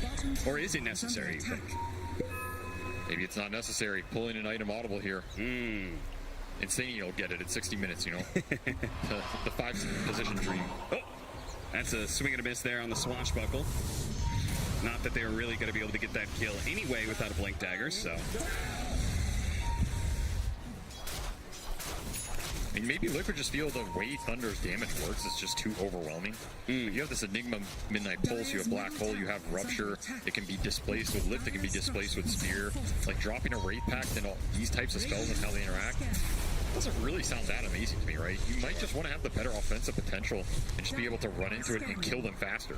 Okay. Like, you can jump the Enigma this game, you can jump the Rubik. Those are your best targets for Liquid. Just getting on the back line, killing them fast, and then Thunder's Force can't take the fight in the 3-on-5. And that's kind of the narrative of Pango versus Bloodseeker in general, right? It's like, that guy counters you, so you kind of have to get the initiation on that Bloodseeker first to have any impact. Yeah, you either jump him or, you know, take a page out of Collapse's book and buy 5 Lincolns. It's one or the other. You can see Cam stacked, Thunder up by 2K right now, and probably a decent part of that is not just the kills, but also the fact that they've been able to stack a little bit more than Team Liquid. A wraparound through the side here, smoke that's going to break on Panda Move. Certainly not the target that they want from this. Something small they're going to get. Support. A little bit of help there from Boxy, and it secures the kill, but in the river, Zai spawning. Biggaroon, DD for Mars. Helps us damage a lot. Oh, yeah. I mean, this move was designed to secure bottom tower. They're only going to get the Maiden on top while Enigma is pushing for the trade top and will get it. They really wanted to use this Leshrac Bloodstone timing, fight with it. Of course, you have Insanium maxing that Frost Shield, so Bloodstone Leshrac going in with the level 4 Frost Shield. It's going to pose some issues for Thunder in this early game. Because thinking about a little cheeky play there. Yeah, couldn't quite get the Rupture off, or chose not to, one or the other. I mean, I think he's happy farming for BKB. Oh, yeah. If you look at this Liquid lineup, they do not do anything to him in BKB. So you're talking way late game, depending on bash or situations. It's pretty much just reset, stall the fight, make him overextend, and then re-engage, but... So surely Liquid just can't be strong. They just can't stall and just let that BKB happen, right? Especially since they have this Blink Dagger pickup from Zai. It's probably time to make some sort of move here. I mean, they've been trying. They've had aggressive smokes. They're trying to invade this jungle. Spotted him. Knocks him down to the low ground, though. That's a little awkward. He's going to have to use the Arena Spear to finish him off. And now they can de-ward the high ground if they want to. Just hard to run in. A lot of counter initiation in this Thunder lineup. On top of that early Wraith Pack, like the Wraith Pack for Thunder is going to do a lot for his Liquid's early damage. Until Lifestealer has more items here, then he can cut through the low armor cores on Thunder. Yeah. But he's trying to get to that death zone. It's going to be a bit before Matu gets there. His start was a lot slower. He had to swap those lanes. He had to deal with the higher level Bloodseeker in that matchup. So he's trying to get there, but it's going to be a little slow. It sounds like to me, Thunder, not only do they feel pretty strong right now, but it feels like that's not going to change for another like 10, 15 minutes from what you're describing. Nope, it's pretty much just waiting for Picas's items. Don't feed away any bad kills. Try and get to the BKBs, and they know they're strong with BKBs. This is a triple BKB lineup. All 3 of the cores are itemizing forward. It's going to be a very difficult time for Liquid to deal with if Thunder can hit their spells. That is going to be the big question, right? Maybe you try and bait the fights out if you're Liquid. Put someone in front, use your buybacks, take your fights on your vision and your outpost. This is not a Thunder lineup that can just force the Roche super fast. You can do it with the Vlads built into the pack. Bloodseeker can take it moderately fast, but I don't think Thunder just want to force objectives straight up. I think we saw that earlier. You put your Mars up there, doesn't end well. Yeah. This'll come in handy. So we're gonna have a brief respite in this game while Thunder try and reach that BKB timing, and like you said, Liquid doesn't want to let them get there for free. Just on side to try and find something with this blink. But so far, all the rotations have been a miss. There's an illusion. They're going to jump forward side. Ooh, Blink's just ahead of the spear. Now Insania's going to be able to grab Dark Mago with Matama Man coming in from the side as well. They're going to try and get some chains done. But what a black hole from Sacred. A 3-man in the back line with the roll on through from Matthew as well. The stolen rolling Thunder. It's picture perfect for Thunder. They're going to wipe everyone on the side of Liquid unless I can somehow carry Matama Man to safety. No chance in hell. Underneath the tier 2, Liquid will be dragged down to hell. 16-7 now as Thunder take a dominant lead. Man, I mean, we're talking about the counter initiation here. You overextend those aggressive moves. They're hard. You feel the pressure from Liquid. They want to punish before these BKB come out, but that is just not the fight. You don't have the vision. You don't have the control. I don't know what Pakaz is dropping on the ground, but maybe some He's got small items coming out of his pocket. I mean, just beautiful setup here for Thunder. The illusion doing no work for Liquid either. They do get the arena baited out. This looks decent for a moment, but of course, Zai's just rolling in here. He's going to get ruptured. He gets ruptured. The black hole hits the backline with vision from the illusions, and I mean, that's a done fight. Pakaz is, I think, 900 MS plus at that point. Yeah. You're not escaping that Ferrari. And just in general, the fact, I mean, I feel like this is a mistake. I usually say you can only make that mistake once on TI stage. Maybe you never need to make that mistake. It's the Rolling Thunder and not popping shield crash immediately, right? He gave away the Rolling Thunder to Matthew, and Matthew off that black hole did a huge amount of damage. Because forced to use his BKB here from a bit of aggression off of the Tumba Man. Seems like he's trying to make use of that early shard pickup and get a little aggressive. Ooh, second Rolling Thunder. Still off cooldown. Yeah. ED rune as well. Easy cleanup. Zai wants to try and turn it around. Yeah. Go on Pango action. Balling on through is going to bump into Sacred here. Mickey is going to just run in, but look at that. The BKB, Dark Mago, he's not afraid of a fight. Immediately spears up the Lashai, who pops the Bloodstone, so he's not taking any damage for now. With a freezing field, really well played by Manamu. They're trying to rip through, man. The Disco Pony is down, and so goes Zai. Another big team fight win as Thunder. They got the momentum early. We said they're a team that is going to run at you, and right now they're running through Liquid. I mean, Liquid's trying to run at the back to a degree, too. I feel like they feel as though they're on timings this game and they're falling behind. They want to take the fight. It's somewhat hard to disagree with them if you just give these triple BKBs into the Roshan. The map is going to get nasty real fast. I just think it's hard to engage like that, right? When Pango is just rolling in first, you're giving a lot. You're giving a free roll, hold steal potentially. You're giving a free rupture to Pakaz. Pakaz gets to come into these fights last. He's super happy almost no matter what happens. I mean, he didn't even have to have BKB up for that fight. And of course, Dark Mago just frontlining with another double damage rune. He'll take it every day. Aegis on the back of this Bloodseeker, 8k lead for Thunder. I'm worried about the control Liquid has to fight into this timing. This Pango blink did not pay off in these engagements. Now Zai is falling pretty far behind, and his game is just not easy like we said. Yeah. And again, who is starting the fight if it's not him? Boxy is getting the blink off this way. Okay. So now they have the toss back mechanic. Maybe that is the answer. Try and separate the engagement. Let Matu actually beat on somebody. Ooh, Zai. That was impressively fast. Just a real quick roll up so he doesn't get telekinesis and then blinks away before the hit comes in. I mean, Matthew has Split Earth as well. So telekinesis is guaranteed chain stun into that Split Earth. These initiations from the Rubik, who also has his blink online, very deadly. I mean, he is going to have free reign for a long time, right? Like, who is jumping Rubik in these fights? Pretty much nobody. There's a lot of scary spells he can steal this game.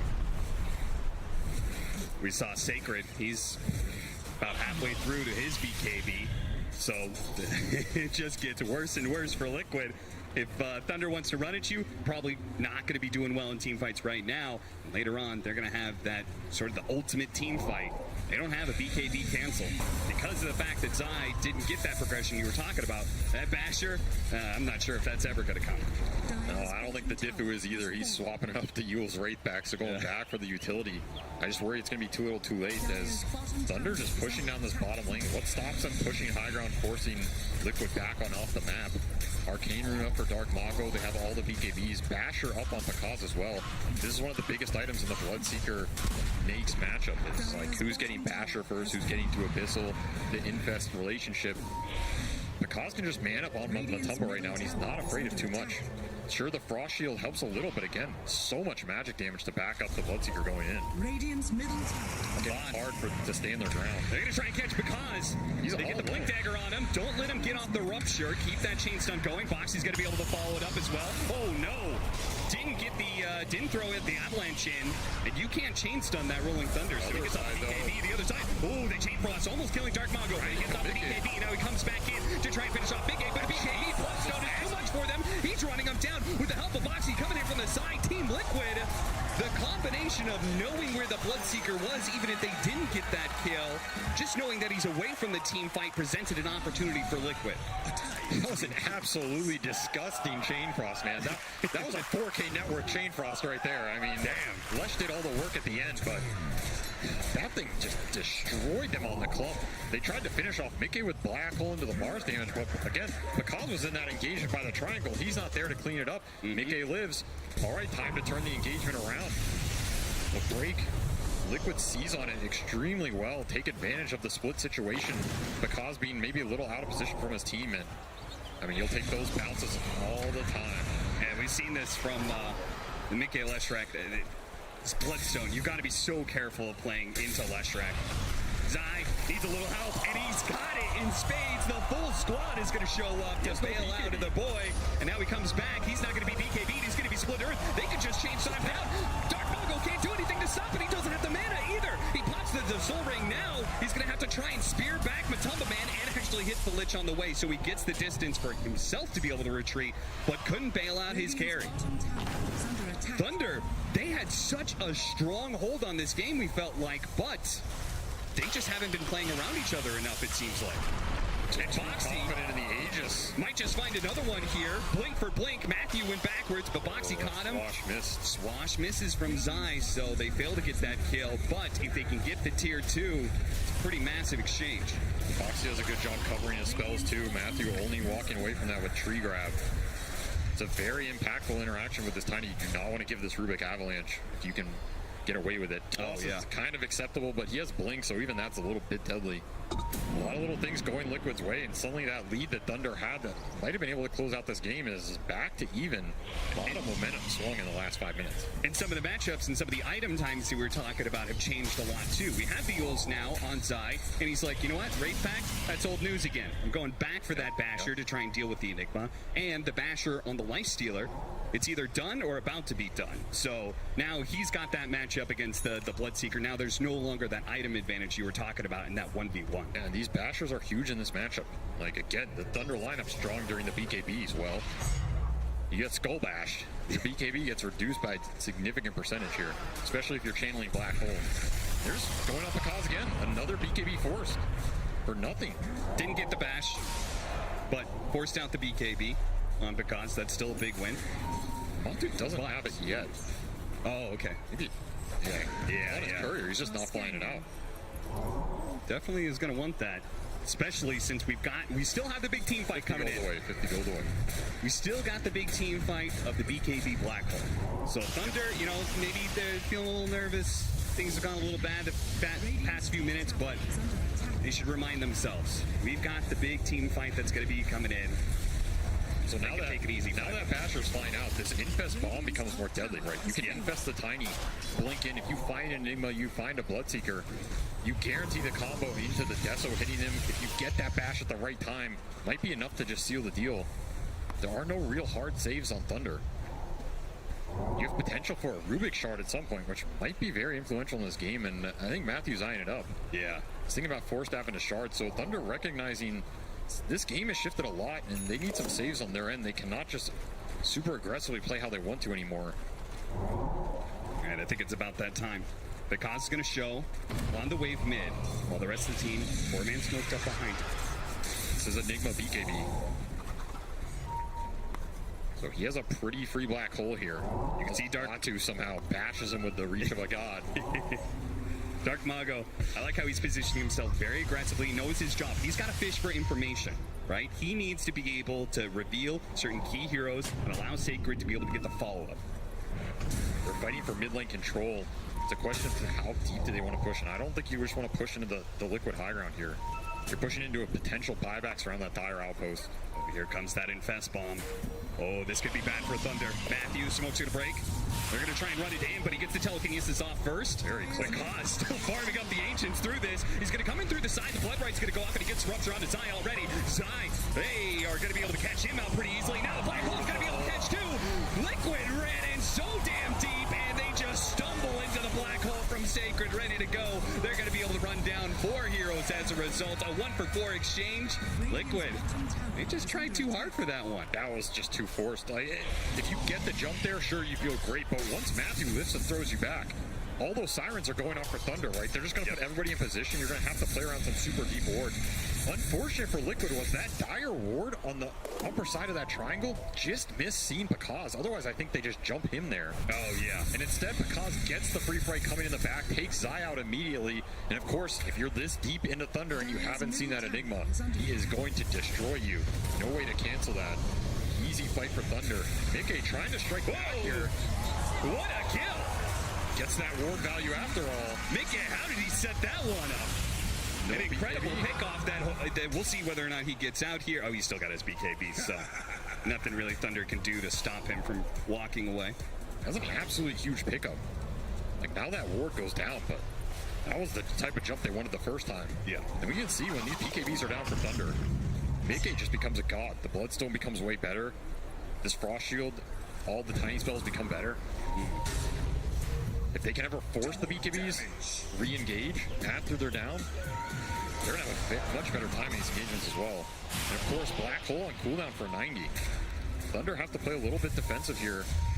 But we do have the really deadly combination, the refreshers coming in for the Mars, right? We've seen how that can certainly turn things quite a bit. Be very nasty. He has a shard as well, so you're looking at quad spear coming out here. And we saw in those other games, Dark Mago is not afraid to play super aggressive and just start spearing you back. He just blink stunned him, man. Damn. The power of vision. Yeah. Knowing that the BKB was still on cooldown from the previous fight that they had. He'll have a little giggle about that one for sure. He knows he got away with quite literally murder there. 24-14, 3,000 net worth lead. It's been a game that Thunder has led most of the time, but they once had an 8,000 net worth lead. They've kind of let that advantage slip away quite a bit, and Team Liquid now have some of the items and tools that they kind of desperately needed to be able to win some fights, but it still comes down to the initiation, right? We get the right kind of black hole, team fight's over. We get the right kind of, I don't know, Liquid, you said the biggest power is through that Infest Bomb, right? I still think it's their best initiation tool. That said, maybe you don't want to just be the ones jumping into Thunder, right? I feel like every time they try to do it, it creates a very weird concave situation where you're not going to find this Enigma. If you find the Enigma, okay, that fight becomes immensely more free for Matomame. But if you don't find him, that initiation can be your worst enemy. So how do we switch that up? I think you play for Roche. You want to force Thunder into you. Okay. Again, what's their initiation? It's going to be Dark Mago trying to hit the spears. You have a decent time to react there, and you have the saves on Liquid. You have Frost Shield, you have Infest. Zai can jump on the back line. He's closing in on his Basher as well. Very pivotal item in this game. This game's about Roshan, which has spawned, and the next set of items all these fours trying to get to right here. Thunder does have full control over the area. They might just force it here, especially if Liquid shows Heroes bottom. Yep. Zai, he's going to show on the wave. Pushing in a Siege Wagon wave into the tier 3 is nice pressure, but it's certainly not enough to kick Thunder out of this Roshan pit. So Liquid, let's see if they know. Let's see if they make the moves fast enough. Oh, they know. But this is hard to just run in. You don't know where the vision is. Dark Mago has illusions on both ramps as well. Oh yeah, this is perfect. He sees them all coming. Thunder knows there is no problem here for them fitting shot Roshan. First one, second one at team, right? Yep, we got an Axe Shard. Zai, he's even going to get caught here with a spear and, well, trying to do the roll up there. Jump in, actually go for it, big spot, and he got the bash! A bash he absolutely needed, otherwise the black hole was going to be turned around. Even then, Liquid are still going to suffer heavy losses here. Matumba Man's baby train down, they've got the refresher, they throw the spear, that wish, Matumba Man, let's go, oh my, chain frost! Dark Mago in trouble, but so is Matumba Man, he falls. Now it's going to be Mickey versus Because doesn't have the BKB, he doesn't have a way to deal with this magic damage. Now, that's the Aegis down on the side. Matthew also being pulled back in, but they're going to stick on Because. No, blink away, they missed the timing on the stun. All crucial to be able to land that one. A kill on the carry was a must-have. Meanwhile, the support battle rages on the side. Matthew gets the better of Insania, but he will pay the iron price as he's going to go down underneath the tier 2. But he says, I did my job. I got my kill. Cost them a tiny buyback, but I think Liquid is very happy with that outcome. They get rid of the Aegis. They take that fight off the back of Zai just going down for absolutely no trade. Again, jumping Enigma, getting that bash, super pivotal to Liquid's engagement. It's going to kind of reset the game here. Sure, you got a shard out of that Roshan. It is on Enigma. Pretty interesting, but otherwise, pretty much reset the map. And Mickey is just getting strong, man. He's up to Hex. He's got that Nether Shawl to boost up his resistance. He feels untouched in a lot of these engagements, and he is the real carry. Matumba's there to make space. Matumba's there to make people mad. Mickey's going to carry it with the damage. Battle a chance between the crowd. Liquid do manage to take that mid-tier 2 before backing away. I want to see that moment again of the Enigma, because I feel like when they jumped him, I feel like he was halfway through the animation of Black Hole. It was coming in, and then he got bashed. That was, I mean, just imagine if he gets that off on the two of them. That fight is completely done and dusted. And that's the thing. That's what happened. Those bashers are pivotal. Yep. He can Black Hole from 200 health, and it might last two more seconds. Mm-hmm. Like, he does not have to be pulled to sway this fight completely. That's why those initiations they're a nice edge, man. Just a little bit of save. You have this Rubik shard as well. You can throw someone back. Suddenly, that displacement is enough to reset the engagement. Dark Mago looking for something. Invis Tiny, though. And Invis Tiny. Dark Mago. His smoke breaks. But he doesn't know. Liquid want to take what it fight. Yeah. Bested Tiny, 4,000 HP. They know the Mars is up here. They had some really nice high ground vision to be able to play around, but that gets dewarded, so the fight may be a little bit more awkward now. Get a different kind of ward down. May have been spotted by the Eidolons, though. I mean, it's all about this Enigma, and it's all about this Leshrac. Does the Enigma get jumped and taken out of the fight? Right behind the ledge, but they catch Mago first! He thought he was going to get a free pick off on the 5, but immediately gets hexed up, Avalanche, and now they're searching for more. Panda does get a force staff away. Should be fine. Liquid content with the one pick off, it seems. The tools are coming online for Liquid here. Basher on the Pango, Blink Hex on Mickey. A lot more control, a lot more ways to initiate or counter-initiate on these jumps. Who did end up consuming the shard on the side of Thunder? The Enigma. The Enigma? He actually did eat it? Okay. Took that Malefice buff. I mean, I guess, but they already had the pick up on the Rubik and the Bloodseeker. There was no really, I guess the only one was left was Pandamu. And that one, maybe not worth it. Yeah? I'm running. I have a vice there. He missed? Running up here. Yeah, go. I save you. I'll stay here, Mick. Yeah, kill him twice. Right now. I'm cut off. You're alone. Yeah. Just fight with us slowly. I'm on Rubik. Kill the Dubus. Or fuck it, kills. Ooh, you could see that little bit of chaos may have been if they just stuck to the game plan of killing that Bloodseeker twice. Maybe if they just been all in focused on that, they get that stun in time before the blink away. Could have been a very different outcome, but instead we didn't see the end of it. But Bakaz did manage a blink on his second life out of there. But Liquid, it was still a fight that they were very happy with, especially considering where they were at 20 minutes ago in this game. They actually have a net worth lead for once, and they're actually the ones playing on Thunder's side of the map. Boxy, I mean, once upon a time, we were talking about whether or not he was going to be able to get a Blink Dagger to affect a change in this game. He finally got it. Now he's looking at an Aghanim Scepter almost. No, he swapped that up. Oh, yeah. Not going to be that greedy. I was like, yeah, that's point, but no, his job is just to go in with the Infest, tank it up. If Matumba gets the initiation on the right target, he'll pop out. Honestly, I'm not sure he has to right away if they catch some random support or something either. He is just a beefy boy. So instead he opts for, well, what he has queued up anyways, the BKB. We'll see ultimately what he completes. Looks like Thunder just trying to farm up more items here. There's the initiation, but the force staff, a quick one. Managed to get him away. Telekinesis on boxing. Matumbaman's trying to stick to Dark Mago, but he is not getting the bashes he needs. But the follow-up is there for Mickey. He's going to be able to get the sight into the stun. He gets the bloodstone off his well, and the bash came in. The black hole gets canceled. Mickey dealing with Bakaz, but the bloodstone BKB is too much for him. They can't eat through this last strike. And now Zai keeping pace with the rest of the team, trying to hit him with the rolling thunder stuns, but they both blink away. And Panda actually, nice force snap down to low ground. Looks like he may have gotten away. How did Thunder get away with this? They found Panda inside of the pit. So he goes down, but ultimately, I mean, considering the disaster that it looked at the start, only losing 2 is not too bad for Thunder. Yeah, that was not the initiation Liquid was looking for, and still it works out.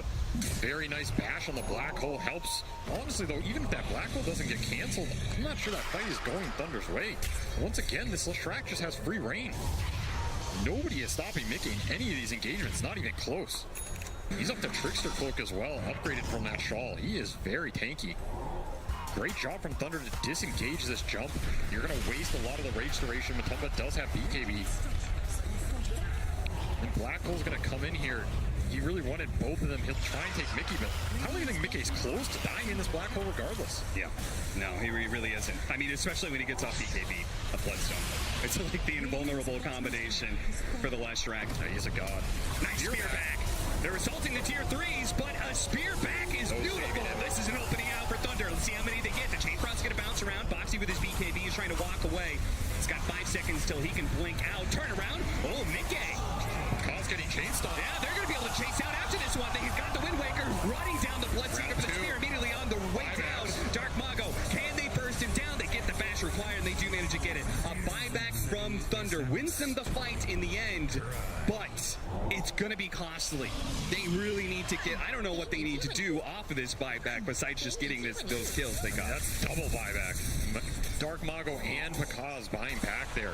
Tier 1 and 2 destroying their economy. You're going to be begging for an early Roche spawn potentially. Oh god, I don't even know if it's within the window. And the one upside is you pushed your Bloodseeker to level 25 off that fight, which is absolutely huge for this hero. Yeah. You now have double rupture, so now you can rupture someone at the start of the fight and still have one up for that Leshrac to debilitate his movement. Again, does it even stop Leshrac though? I feel like maybe he just pops BKB Bloodstone and runs to you anyway. I mean, again, that's where that displacement can come in. Let's say he gets ruptured, he gets speared back, he gets lifted back. You force staff him after.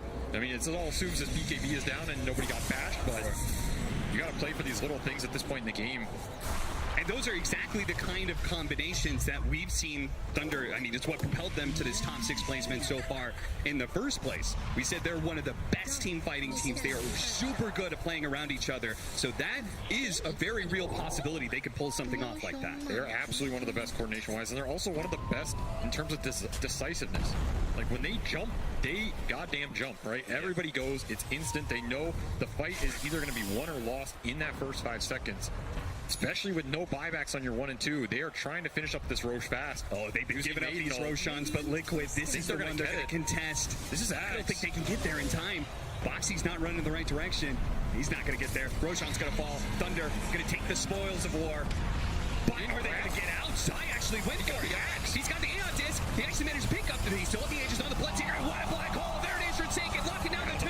They need to be able to finish off this Lifestealer, but he actually gets Wind Wakered by Mickey. Dark Mago needs to be able to hit him with the spear. Barely not. He just runs through the walls, and that's going to be it. Now the Leshrac fighting for his life against Pakaz Dark Mago, but it's not good enough. The initiation from Liquid. It comes too late. It comes too little, and now they're going to be run down by Thunder 1 by 1. What a black hole to just find that initiation instead of the other way around.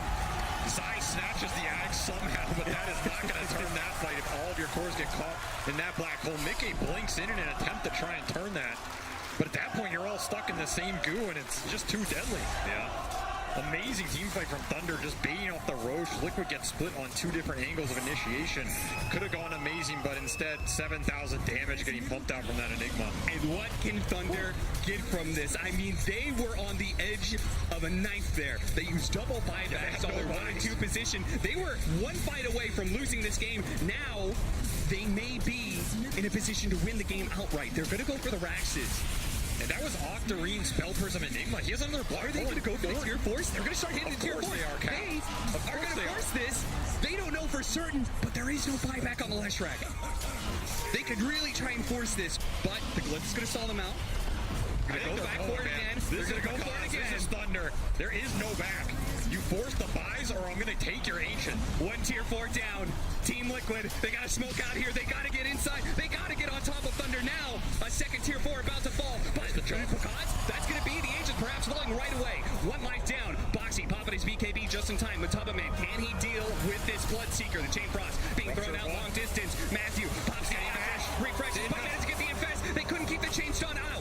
But Kaz has to be able to reset here, but he's going to be caught by Boxy. A 2-man avalanche. Looks to be able to get the first half away. Zai chasing after him. Will take a pit stop, finish off Rubik if possible, but they want more from this. They slow down the Rubik. They want it to Panda move. Zai's trying to catch up to the cores with Mickey inside. They've got a bash going out. Dark Mago going to be stunned up. Kaz on the run. Blinks away. Safe goes with Blink out of Dark Mago. Sacred goes for the BKB. TP out. Are they all going to be able to get away? No, Mickey's going to deny that. He catches up. Lightning. Stun. Dark Mago. Spear away on 2, but Zai's there on the side to finish him off. That is 2 minutes on the clock for Dark Mago. Now it's Team Liquid's opportunity. How much are they going to get out of this? How much do they want to try and end the game right here, right now? Are they going to run it back the other way and try their own throne race here?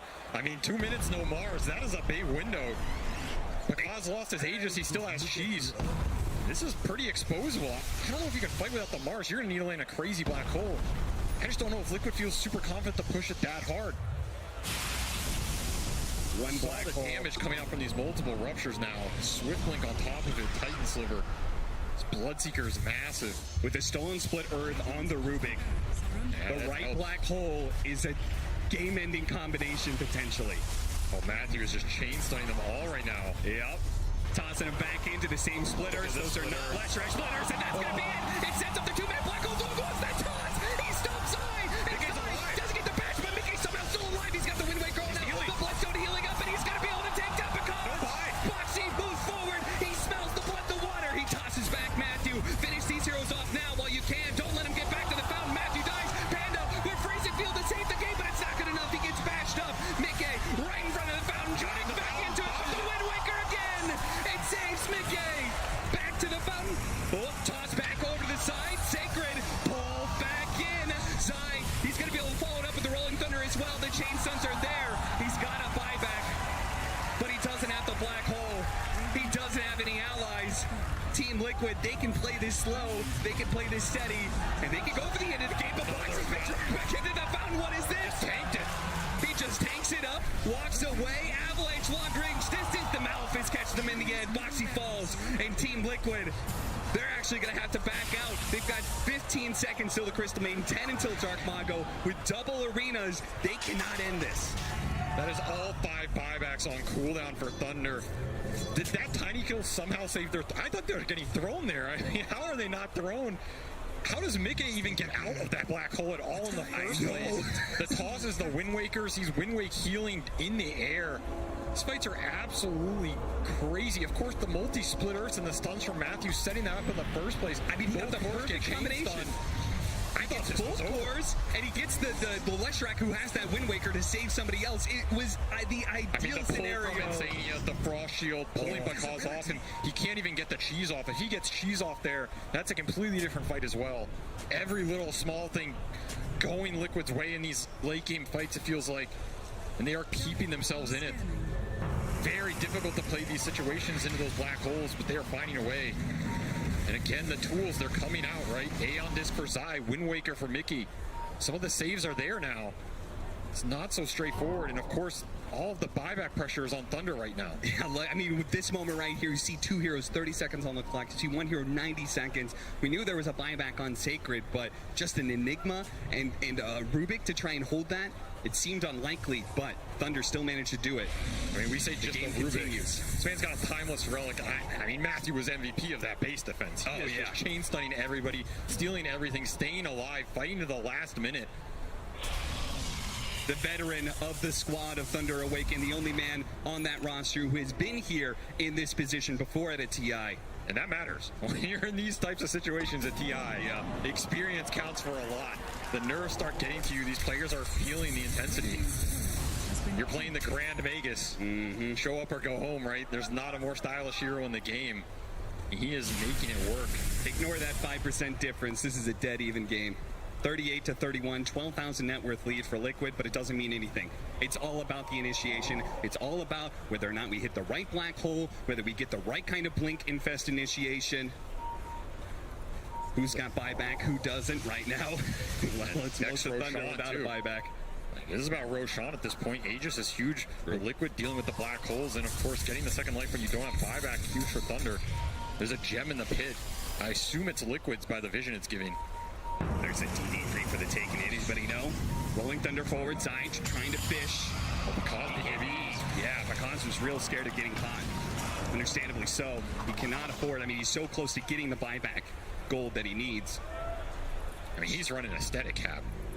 So he is very worried about getting jumped. This is not the ideal item for, neutral backpack carry at 50 minutes, but if it saves him in the jump and he gets cheese off, that's the idea. And it might be able to turn it around. He just needs to survive long enough for Black Hole to come in, pray for no bashes. Tell Thunder can turn these engagements around. I think Liquid is feeling pretty good right now. They still have 4 minutes, no buyback on Enigma, no buyback on Rubik. The other ones have come up for Thunder, but Liquid have all the vision control of the pit, control of the runes. Strength will link up on Mickey, pushing level 28 here. See the gem dropped in the Roshan pit. They want to know the moment that Roshan is up. Oh yeah. We'll see in a second here whether or not it's going to be an early one or a late one. I feel like a late one maybe favors Thunder Awaken, gives them a little bit more time to farm up their buybacks or get into a position where those cooldowns are in place. So they still have 3.5 minutes and 4 minutes left on the Enigma and the Rubik respectively. Man, it feels like so long ago we were talking about is Zai going to get to items. And somehow he's here. And not only that, he's level 25, which means low cooldown on this swashbuckle. And he can finish up the Octarine if he wants, so even lower. You go down to that 4-second swashbuckle with the basher. Even if you miss one or you throw one, Enigma goes in, suddenly he's getting bashed up again. Just becomes way too obnoxious to play the fights for these Thunder cores.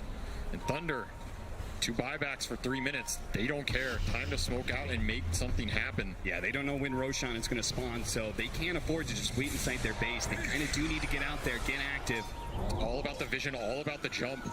Matthew leading the way with 1 observer ward, Aeon Disc and Lincoln's. See what he finds. He's going to throw a ward up on the high ground. Spotted. You see the side. They go for the initiation. They try and grab him. They get the telekinesis at the same time. They went for Insanity, but Insanity gets the Sinister Gaze onto Dark Mago. They get out the BKB, the 2-man spear, the 2-man supports. They're both going to fall in this initiation. As Mickey is stuck on the high ground, not able to do a whole lot. Matumman playing up. They have the black hole. Zai, can he stop it? No. Swashbuckle not enough. Now he's been pulled in. He gets caught. He gets speared. Thunder getting the combination to be able to bring down Liquid. But they haven't dealt with Mickey just yet. He gets another Wind Waker. He blinks forward. He wants to take this. Sacred on the side. Maleficent. They're trying to keep this Flash Strike at bay, but he just continues to go for it. This Zai, he's rolling through and stopping all of these cores from dealing the damage, allowing Matumman to follow it up and get the kill onto the bars. Now he gets on top of Sacred as well. Sacred, he's getting caught by the bashes. But coming back in. He's cleaning up. He's cleaning up. He's trying to finish off Boxy, but it infects. A little bit of heal. Down the chain stop the site. The Sputter Earth is going to come in, and it's not enough because he falls. 2 dead on the side of Thunder without buyback. The buyback from Liquid with on the Dire Outpost, just way too powerful. Did they use all of them there? That was every single buyback. Thunder, I mean, they basically won that fight. They won the first part of that fight. The problem is they're playing. That's a problem, right? When you win these late game fights, you're almost at a disadvantage because they're going to get to use their buybacks and finish off the fight. Thunder knew that though, and I still think it's the correct decision. You have to take that fight at some point. Start to wear through these buybacks. It's a Dire Outpost penta buyback situation of 5v10. There's nothing you can do about it. I mean, they played this fight amazing. Double spears, the black hole, trying to finish this Leshrac, but Mickey is just an absolute beast in these engagements. He lives so long. They're trying to save him for last, stall him up with some control. But Kaz is just going ham. He got cheese off in that fight at the perfect time as well. But again, 5v10.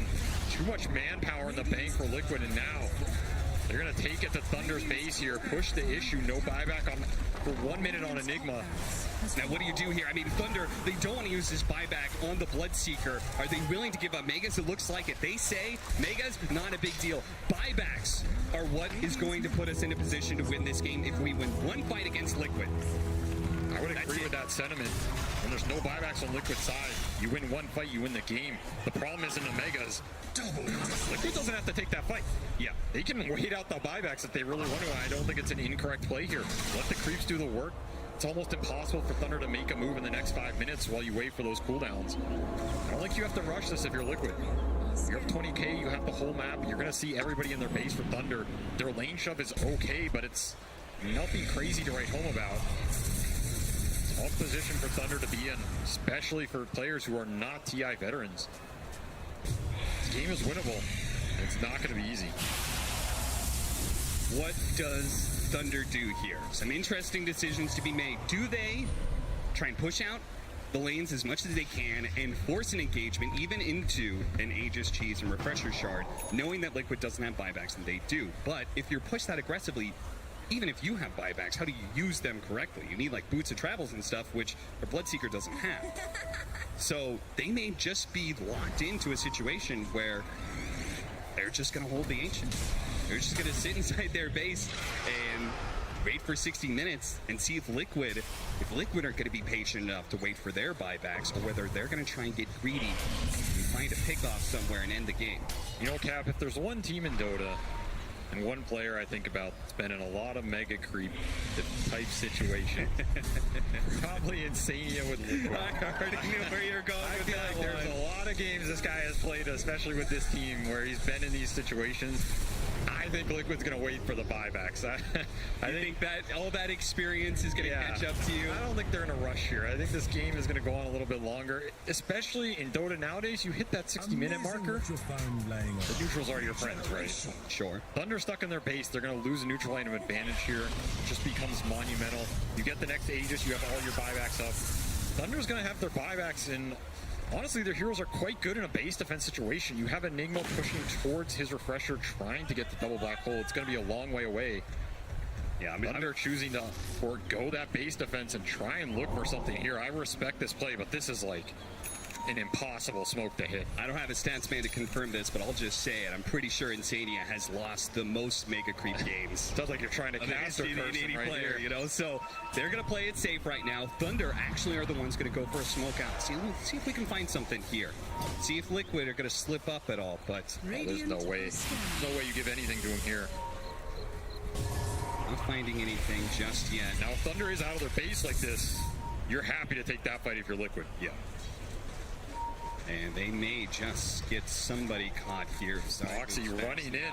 Boxy's going to go the three-man avalanche. And managed to follow up from the Swashbuckle as well. But the Black Hole does manage to catch the two of them. There's no follow-up damage though. Because is only just now showing up this fight. It's a little bit too late for that one. He immediately gets up in some bladed. Boxy managed to get off the cheese, but it looks like the top of it is going to fall. 2 minutes dead. Mickey, he needs to be able to get some heals up. He's got a minute on the Aegis, so he's going to die here. Come back soon. The chain frost starts bouncing around. Toss is over. The chain frost, the double chain frost. Healing pressure, but because is healing up, but the toss has come in. Boxy finishes him off with a buyback. It's coming into play now. Thunder have that extra life where Liquid do not. Insania's going to fall. That's going to be 3 dead with no buybacks, and everybody is alive on Thunder. The buyback comes into play for Thunder. They've got an opportunity here. Can they get to Liquid's base? Can they do anything with this opportunity? Remember, long time ago, they went for the throne. They're no tier 4s. If they get to that base, that throne is very exposed. They have Glyph, and that's it. How much is Thunder going to try and push this? They know there's no buybacks for 2 minutes. It's a long window here. 3 heroes down. I don't know if they can get there fast enough, but if they do, that base dies very fast, as you said. I still can't believe that 3-man Dream Initiation turned into such a nightmare for Liquid. It looked like the absolute beautiful catch. These two do not have buyback, but they know they have to make some sort of move. They're going to try and get the initiation before they get inside the base. They are also killing Creepwave at the same time. Leshrac in trouble. Spirit up against the tree. They try and get the Dodson away to the side, but the rupture ensures that they fall. Another 2 minutes. Is that the game? That might just be the game. Thunder making their way into the Liquid base. Nobody to stop them. Panda's going to make sure. Throne stays in. He cut it in. He's cutting the wave. Don't let that creep go. It's coming in. It's going to be Liquid's end. The backdoor protection is down. Thunder on top of the throne. Nothing is stopping them now. Push away Boxy. The Glyph will stall things out for a couple of seconds, but it doesn't matter. Stay in that arena. Stay where you are. This throne is going down here and now.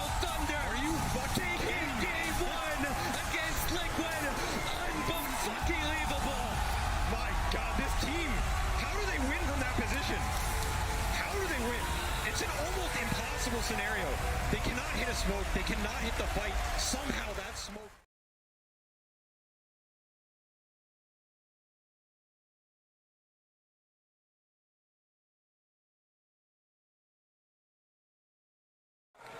What a demoralizing way to lose, honestly. They are going to have to mentally reset from that game and get back there. But if you're Thunder, oh man, you are feeling yourselves after that victory, snatching it from the literal claws of defeat. Ladies and gentlemen, you just watched something special. There are just not Mega Creep comebacks at TI on the main stage like this. It's only happened once or twice. And it'll happen again here for Thunder Awakened. They take the 1-0 against Team Liquid. We still have a series to play out here, so let's check in with our panel. Thank you very much, Cap and SVG. Yes, one for the history books, and I have no idea how we're going to break this down. There was so much going on. That game had absolutely everything. As Thunder Awaken do take match 1 over Liquid. T, Lizard, Cheapo, just go. Just say things. This was a beautiful game of like cat and mouse between can Sacred find the initiation on the black holes, was Zai in position to cancel them with its Swash and Basher, and like the entire game, like Liquid would find these opportunities where they get big kills, then turn around Thunder Awaken because they'd be in choke point because Liquid overextend, and then they'd use the arena, double arena black holes, and that was the story of the entire game. You fast forward to the very end, Liquid, they have buybacks in 2 minutes, they could chill, farm up, they have mega creeps, but they go for a big fight, they try and get the win quicker than just being a little bit more patient, and they get punished for it. I feel like they had so many opportunities, but they're too eager. They're too eager to end the game. They're too eager to take this one extra fight, right, Sheep? Always. Yeah, like we saw it in the base where like, Tiny's just suddenly near the fountain, people were just dying, like the bot. I think maybe they took that fight on the idea that, yes, we can definitely cancel this black hole with our Pango, but he missed the Swash, and it's really hard because like the angle is so weird when you're trying to dodge the extra range of this black hole as well. And I really can't fault like this high tension. You saw how both teams were just kind of slipping up in little different ways. That's what's happened. Like Liquid historically has been the team Cap knows, Blitz knows. They've been the team that struggles to end games because they're very methodical. They're very disciplined. They let it. They just let it go for 100 minutes. They don't care. Like they're gonna have all their buybacks. But this time around, when it's so important, they go in, they take that one fight, and everything goes wrong. Yeah, unfortunately, I mean, Zai, so much was on his shoulders there just because he didn't have the best start.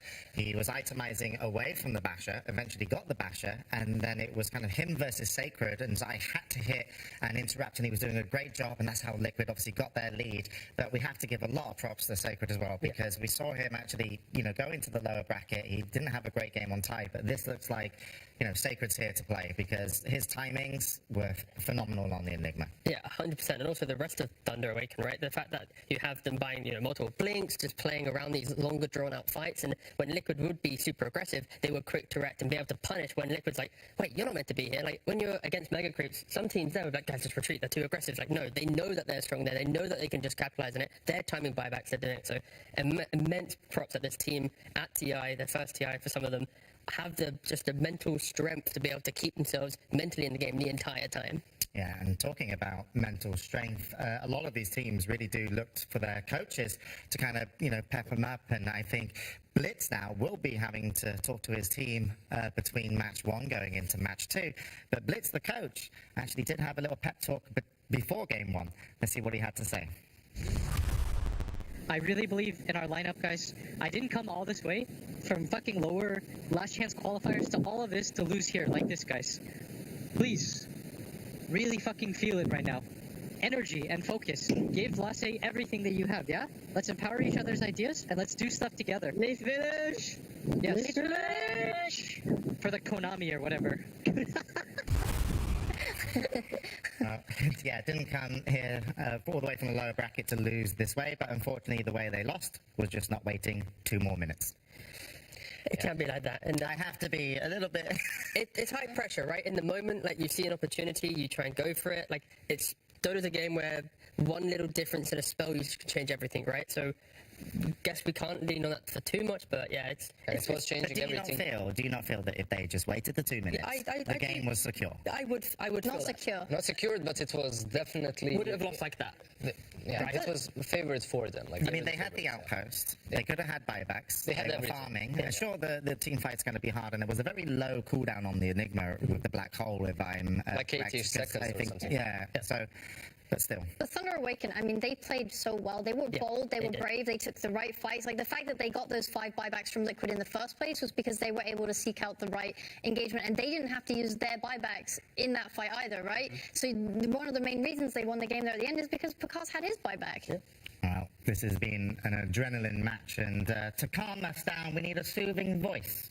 So let's head over to Purge. Thank you, James. Appreciate it.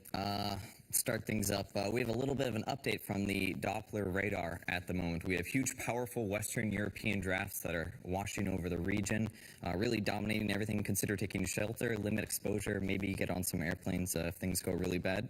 This is really tough timing because residents are still reeling from the previous cold front. It's resulted in a handful of false starts and countless disappointments across the region. We can also jump over to the 5-team forecast here. First off, we're going to have ASTAR overperforming expectations. They're doing great, but unless they win TI, there's going to be clouds in the sky, and that's going to really take a lot away from their accomplishments. So, on the other hand, Liquid having an amazing run. I think they're doing great, but they've had to keep eliminating their friends. Big downers there. Thunder Esports in their element. Everyone else is having a really rough time, but it's great for them. They're ready for this. They're ready, doing well. Everything's going great. And Thunder Awaken, off to a great start. Sunny, perfect day. Even if they lose here, they're already exceeding expectations. So until now, let's jump over to our reporter. He is on site right now. Let's check in with him. Neil? Yeah. Thank you very much, Purge. Well, I'm here at the foot of Mount Velusius. It's a damn shame. You know that in years past, we often faded banners here at TI of all the teams that were eliminated. Here, unfortunately, we are now sacrificing them to the gods. As you can see, Entity has already fallen. OG off to the side. Boom off in the distance. Is a damn shame what happens to all these teams. I'm hot. I'm cold. I'm sad. It's heartbreak. It's just sadness all across the globe. LGD has fallen also, and dare I say I might see a Liquid off in the sky. I have to go, my friend. I have to go, but good luck back in the studio. Incredible reporting from the ground by Neil Tsunami. We'll get him an update from him later. Hopefully he makes it through. Back to you, James.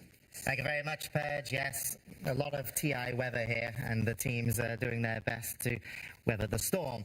But we'll see if Liquid will be able to come back in Game 2. But before we get them back onto stage, let's check into the arena with Slacks. Hello out there. The arena's absolutely on fire after that game. It was insane stuff. We're going to get through this real quick. In one word, summarize that last game. Heart attack inducing. Okay, that's technically a hyphen. That works for me. One word. Madness! Madness indeed from this arena. But anyway, let's take a deep breath. We have to get to a Game 2. So, to calm you guys down, I'm going to send you over to some more of our finalists for the short film contest. We've got 2 fantastic SFMs coming your way. A little bit of multiverse, a little bit of Mega Creep comeback. You might have seen something like that before. Let's take a look.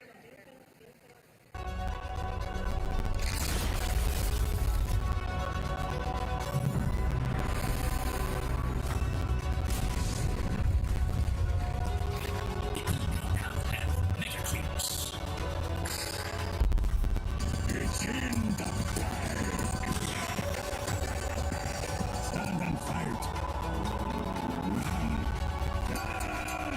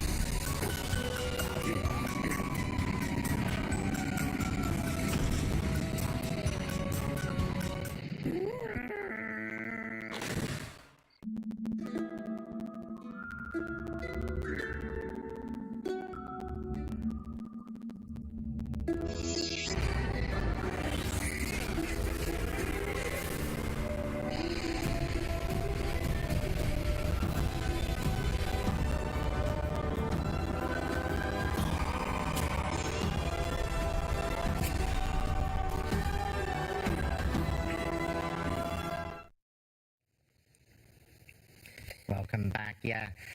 Please support the amazing people that have entered the short film contest. You can go onto Steam to do some voting there, and I'm sure we've got a little bit more to come, but they are available for you to take a look and enjoy in your spare time. So, I believe the teams are ready to come back out for Game 2. Let's get going.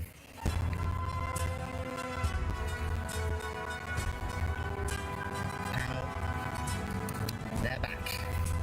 Thunder Awaken. Returning to the stage, they've already done what no South American team has yet done before. They've made it to the top 6. They could be moving on in the top 4, 1 game away. 1 game. They are just an amazing example of what giving South America more slots will do. The region has developed, the players have gotten stronger, you're seeing all this representation, they're doing amazing. I'm so happy for them, legitimately, just so happy. They definitely did need some time, same like SCA, right, for these veterans to become those strong position 5s and 4s that can captain the teams. Matthew, a perfect example. They needed a little bit of time, but once they got it, I believe they'll just become unstoppable. SCA and SA together. T-Governor, Team Liquid had to go backstage. Blitz was watching the whole thing. Now, he's not that big, but he gives damn good pep. Yeah, he's got a good aura to him.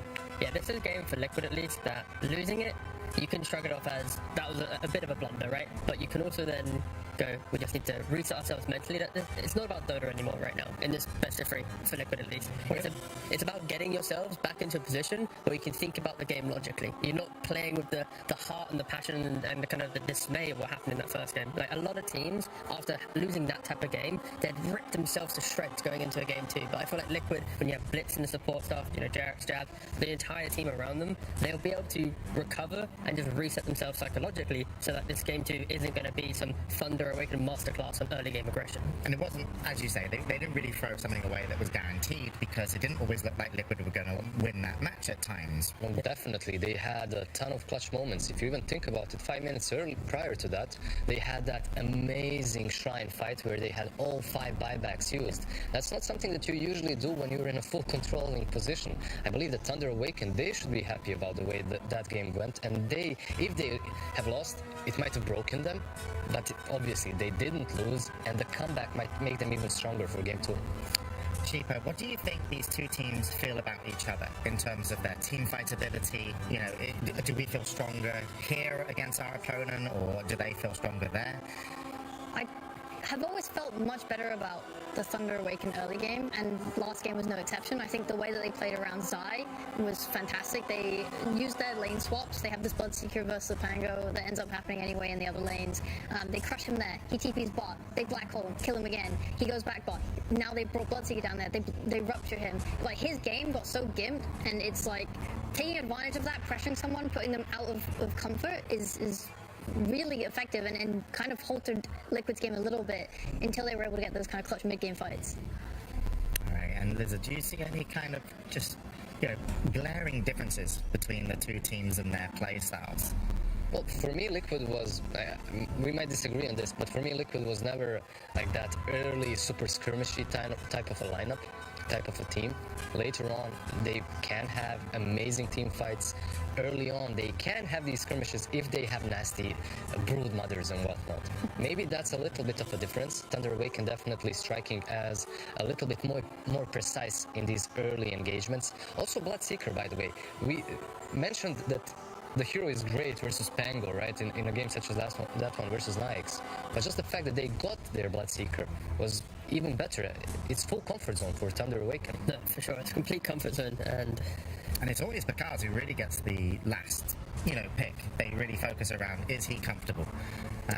He's a record breaker. Like, he's literally like most average kills in games, highest GPMs. Like, you'd want to give this player those just kind of priority in the draft at least.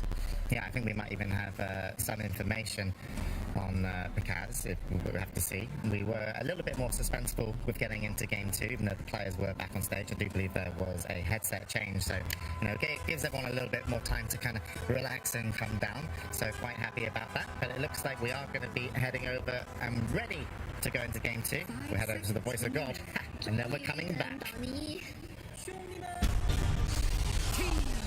Liquid versus Thunder Awaken. Game 2. Have they reset? Have they calmed down? I saw Blitz As you giggling. mentioned, sorry, go on. No, I saw Blitz giggling. He looked happy. Really? All right. But yeah, I think, was it T or Lizard, one of you mentioned they just have to just go in and be logical again. You know, get rid of the emotions and just focus on the banter picks. Yeah, that's kind of the thing when in tournaments. A lot of people, when they're watching at home, they just assume that every game is just about, oh, you lost this game, let's just blame the draft. You know, go to game 2, change it. Like, Dota is such a game about the people you're playing it with and how you approach it. I think, of course, OG just clearly showed that in previous TIs and Spirit as well in their TI run. Like, TI is a tournament that's so different to anything else, and of course Liquid, because they've played the last chance, the groups, and they get here. A loss like this, surely it's something that you can laugh about, as you see Blitz being a bit more casual, taking off the jacket. It just got serious. Yeah, the guns are out. The guns are out, yeah, and Tiny is out as well. Dawnbreaker plus Tiny. This time around, Liquid do not want to snatch that hero. Instead, they just completely eliminated two of the most important heroes to eliminate against Thunder Awaken. But you do let the Marcy go through Lashrak. However, Mickey, he literally single-handedly brought that last game back into... Yeah, the mid-game was all about Mid-game was all about him. The Lashrak, it was way too much of a problem, in my opinion, and I'm so on board with this ban. I now just want to see how Liquid respond to this Marcy, because other teams have played around with the Lich, some have played around with the Crystal Maiden. We've also seen the Sven with his Warcry giving armor. Like, these 3 supports are the ones that I see the most in response to Marcy. I like the Enigma pickup though. I just think it's so reliable in lane. And yeah, Tusk. I mean, it's not a defensive way of playing against Marcy, but it's definitely a very offensive lane and a good way to rotate. It's also big comfort heroes, right? This is Zai on Enigma, Boxy on Tusk. Yeah, completely.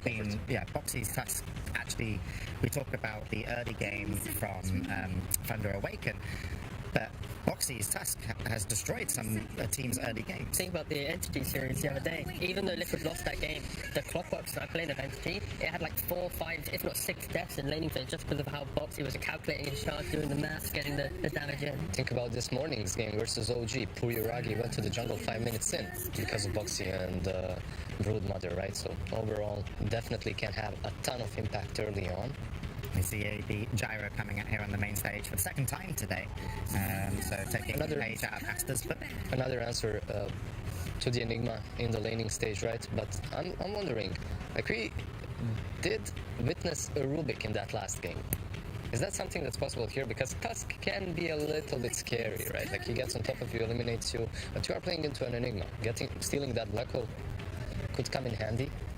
Yeah, I think it's one of those things where Rubik's still prevalent, Silence is still decent, the bans right now from Liquid, they're respecting the big picture of Thunder Awaken, but they might have to consider some type of ban to potentially cover this. I think Matthew is the one that prefers playing Marcy on their team, otherwise we could have seen something like a Nyx as well, which it didn't get banned this game. But looking at Panda's hero pool, he has really enjoyed the Crystal Maiden. It might just be that they pull that out again because he plays, we've talked about it in previous panels, he loves save heroes, and if he's not playing save this tournament, he's been playing Crystal Maiden. Yeah, one hero that got banned out versus the Enigma last game, it was because of Insania, but Winter Wyvern got banned out. Is that something that Panda can play as well? Panda can, yeah.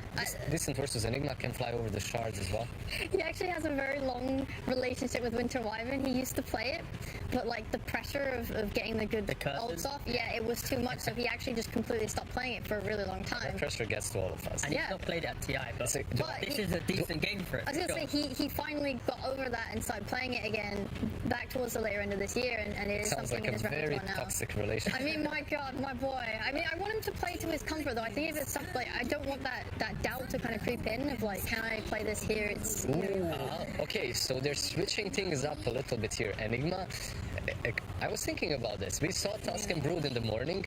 We're gonna see it again. And what is this? Enigma 5, right? Like, do you rotate it to a 5? That's the reason why. Gyrocopter earlier today, we saw the Enigma into the Gyrocopter into Enigma lane because of course the flat cannon killing off the Eidolons. Pakaz is the player that's played it the most time. This is now his 3rd Gyrocopter game and 6th so far at this TI. He's the one that popularized this hero for other teams to copy. And yeah, Liquid, they're like, okay, let's put the Enigma down, a couple slots, pick Brood. Maybe if you're Thunder Awaken, this Gyrocopter also gets potentially demoted a little bit in regards to support. That's what worries me. me, right? Finding the flexibility. I want Panda to be on his comfort. I don't want him to be shoved on a gyrocopter that he doesn't feel good on. Do you actually think that it needs to be relegated? It doesn't need to. Yeah, can't you just go the same way OG did it, but maybe a little bit more precise with the snapfire here? You pick it up, you have a way to get over the shards with the gyro, and you actually are strong enough to match up in that lane. As long as that position 5 provides kill threat on the spiders when Brood hits 6, so then Gyro plus this 5 can just hold hands the entire time throughout laning phase, and then that kind of post-laning phase window where Brood tries to take your tower, I think they'll be in a pretty decent spot to take a fight. Hold hands as in IO? Probably not happening, right? They go with the Disruptor instead. It's going to be an aggressive lane. Like, this is going to be, when they enter it, it's going to be Thunder Strikes, Missiles, just really trying to get this Brood a little bit out of lane early on. Yeah, we just spam her right in the lane. And the only thing I'm looking at, though, is you have no one that holds the lane later down the line, and some teams have completely ignored this aspect of Brood, but it always has these downsides. You can pick heroes that fight and don't care about Brood and just try and take the fight to the other places of the map, but she will take your tier 2 for free if you do that, and when you lose that, your map becomes smaller and smaller, and your net worth really starts to shrink. Well, they get that extra wall, that extra protection in the Tidehunter that you can actually position against the Brood in any lane, post-laning stage. He's just going to sit his watermelon ass in front of the Brood and defend the tower forever. Amen to that. 10 seconds. There is obviously slight problems with that he's also your key teamfight component, and you want to be able to bring him to your fights, so if he leaves that lane at all to go for a smoke move, Bruce is going to pressure tier 2 tower, and he can't defend every tower, everything, and do all the fights at the same time, so it is a lot of burden on his shoulders. And you as well, like, Tide, it gives you stun, but he's not a lot of damage. Right now, like, Gyro needs a lot of items to have a lot of damage as well, and Broodmother is going to rush this Wraith pack that she's going to have around 13 to 15 minutes, and that's going to lose everything. Yeah, Orisa was an option, an obvious one as well, right? Like a hero that can get on top of the Gyro later on, but also a hero that can deal with Tidehunter. Secret's response as well, when Sacred played the Tidehunter in the upper bracket, it was against his Ursa lane. It didn't do too well in regards to the game, and this is going to be Liquid's response. When you have Broodmother in one lane forcing heroes to rotate there, Enigma sacrificing top lane to keep Ursa at a healthy position, the farm will naturally come to Liquid's side, so it's more on Thunder Awaken how are they going to make these early game shifts in their hero placements to be able to offset what should be a very kind of playing itself style of laning setup that Liquid have right now. And when it comes to the last picks, we're looking at the mid laners, right? Yeah, super active requirement for Thunder Awaken's last pick. Dark Margo needs to be on this, like, super high damagey style hero to connect the dots right now between their heroes. They have initiation with Marcy, they have kind of team fight protection with Tidehunter, but they just need that extra little bit of something to put fear into Liquid's kind of early aggression. Is Puck too weak of an active hero just because of the spell damage? It's not enough damage, I think. It's still solid a bit with the Gyro, right? Like, it could work, but also teams do like to get on top of Brood easily, and Storm Spirits are... I would say Batrider might need to be considered a little bit here. Yeah. Some Batrider Thunder Awaken BTB, you just rotate to side lanes, and it just could complicate the game. With the quad being banned out, that's probably what's on Blitz's mind as well, right? Like, quad being banned out, Batrider instantly comes into one of the possibilities, but if Bat gets picked up, then you can go with the Storm perhaps for Liquid. That's an option, one of the ways to deal with the Bat in the laning stage and later on as well. I don't need a team, like, I don't need someone that makes plays on Thunder's lineup right now. I just need someone that can hold the tower fight. Like, if Liquid want to come mid and push, for example, I want them to be able to fight around it. I just need damage. Like, I'm so concerned about this Wraith pack timing on Brood. That is bad. That's Batrider. I mean, maybe they could opt for, like, a Kunkka or something, and he goes for this physical damage, but it's really, the options are much less because Thunder also banned out a lot of the heroes that just go with the Spirits. I feel like Spirits are always your safest choice. Like, they give you a little bit of everything, and you can defend the towers perhaps with the Tidehunter standing in front of them, and then Ember is the one that will bring the damage, and also gives you that ability to breach the backlines, get on top of Brood. I'm trying to think of the Liquid last pick now. 5 seconds remaining. Well, they have Ursa, who's going to match up well into Gyro, deal with Titan lane. Ember, I guess they're lacking lockdown outside of the black hole, so maybe just something that a little extra catch. They could go Who do you guys prefer draft-wise? so far? I know it's not finished, but like, do you feel comfortable for Team Liquid going into their elimination match? I feel like their draft is a little wonkier just off of that Enigma being a position 5, most likely being the position 5. They go with the puck. Choose your hero. Nice. They have a lot of lockdown now. They needed a way to Thunder Awaken, they picked this Ember Spirit, because if Tide has a bad lane, you need an extra core to help poke in these earlier fights, and they want to bring numbers. Ursa needs more time to come online. So, no, sorry to interrupt you. Oh, no worries. No, it's okay. The players are ready. This could be Team Liquid eliminated. Let's check in with Thunder Awaken as we go to Avo for a pre-match interview. I'm here with the coach from Thunder, Vintage. Vintage, sé que anteriormente ustedes confiaban mucho en el Morphling de Pacas. ¿El Gyrocopter está al mismo nivel? ¿Hay pura fe en ese Gyrocopter? Actualmente tenemos 100% win rate con Gyro, así que esperamos no perder la racha hoy. He says, actually, right now we have 100% win rate with Gyrocopter, so it's going to be good for our streak today. Now, one final scream for the Thunder Boys. How can people in the audience support you? Perdón. Un grito final para los chicos. Un grito final para los chicos. ¿Cómo te pueden apoyar la gente del público, amigo? Respeten SA, mierda. Respect SA, you shits. That's what he said.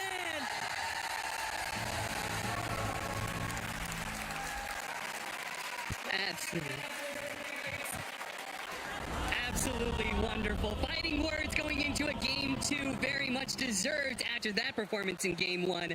Because Mega Creek comebacks on the main stage, right? EG versus eHome, Secret versus Mineski. Now we have Liquid versus Thunder Awaken. It's got to take some serious mental resilience to come back after a Mega Creek comeback like that and lose. If you're Liquid, it's going to take a whole lot. Meanwhile, Thunder are going to be feeling themselves, right? I mean, this is a test of team fortitude right here. There's no other way around it. Liquid has... Some of these guys were denied TI last year. They come in this year. They're on the ropes in LCQ. They make it through those groups in pretty good position. They go through this bracket. They're in the lower bracket. They're on the brink of elimination so many times, and yet they are still here for a reason. The mental fortitude of this team is out of control. On the flip side, Thunder... They are looking for the highest position ever for an SA team. That is why they want that respect. This is 11 years in the making for this game right here of SA Dota getting to this point. Can they push their ticket? Or are we going to go to game 3 where Liquid will test them? 30 seconds. Looks like more team fight is in store because once again, Tide Hunter Enigma would not be a TI game without the big boys. We're going to have the big team fight spells all around in this game. It's going to be an exciting one. See whether or not Liquid, if this journey has been too long and too hard for them, that game 1 demoralized them, or whether or not they're going to bounce back. EG versus eHome, we had that probably the most iconic Mega Creek comeback game. For sure. And that was going into game 2. I mean, that game 2 really wasn't that close. EG, no, it's hard. Stomped them. You lose to Megas. It's like, well, if we couldn't beat them then, how do we get there? I mean, I was there at that tournament, and that series gave me a heart attack then. I think this game is right up there. On the other side of things, we had Secret versus Mineski. That was another game 1 Mega Creep comeback where Mineski had the game 1. They had it absolutely won. It was locked. And then they go into the throne area. They lose it. Secret go for a desperate push in. They do manage to take it. But they go into game 2. They bounce back, and Mineski actually takes it. And sort of a iconic what if, what if they could have gotten that 2-0. So there's 2 different sides to that Mega Creep comeback and going into game 2. I mean, you can do it. You can come back. It's not impossible. Nothing is impossible at TI. All bets are off, especially when the pressure gets up like this. We are playing for top 4. It's every player's dream for years and years to get here. You're not going to get deterred simply because the Mega Creeps got to your head. That means game 2, already off the bat. We have a Thunder Trap that is designed to deal with the summons coming out from Liquid, and Liquid trying to pick up the pace here. They have a very fast tempo lineup. Enigma Brood, they can play the map very quick, and Ursa can take advantage of any pickoffs. Transitioning into quick Roshan. Roshan number 1, Roshan number 2 with a shard, exactly what Matumba is looking for in this game. Now the gyrocopter flip script almost. Oh yeah, absolutely. The gyrocopter that we've been seeing outside of today, we've seen a lot of times being picked up, counterpicked to try and deal with the offlane Enigma. It's one of the better carries to address that hero. Instead, the Enigma switched over to the support position. Zai as a Broodmother. Do you feel like that gyrocopter addresses Broodmother as well as it does the Enigma? I mean, also, this was a matchup I thought we would have seen a bit more this tournament. I know it used to be very good back in the day. Like, the missile gives you vision, you can hunt them down in the trees, the flak to deal with the spiralings. I imagine this matchup still has to be good for those same reasons. But of course, Brood is building utility nowadays. You're going for the auras, you're going pipe right back to AC type build. This can help mitigate a lot of the AoE damage from Gyro, so I'm not sure how this matchup exactly goes nowadays. I'm sure Pakaz is going to have a fine early game here. There's no way he's going to get pressured too hard on this lane, I think. I say that, and we've seen Boxy have some crazy good shards and kills on the lane. Oh, first blood still open. Matumba Man really wants it here, but the damage coming out from the Disruptor dissuades him from going for it, and he's going to have to play underneath his tower here. We're currently looking at a situation where I think Thunder is walking away with 2 lane wins, right? We've already talked about the Gyrocopter. We've got the Ember Spirit versus Puck matchup in mid. Stark Mago's doing very, very well, 14-4 right now.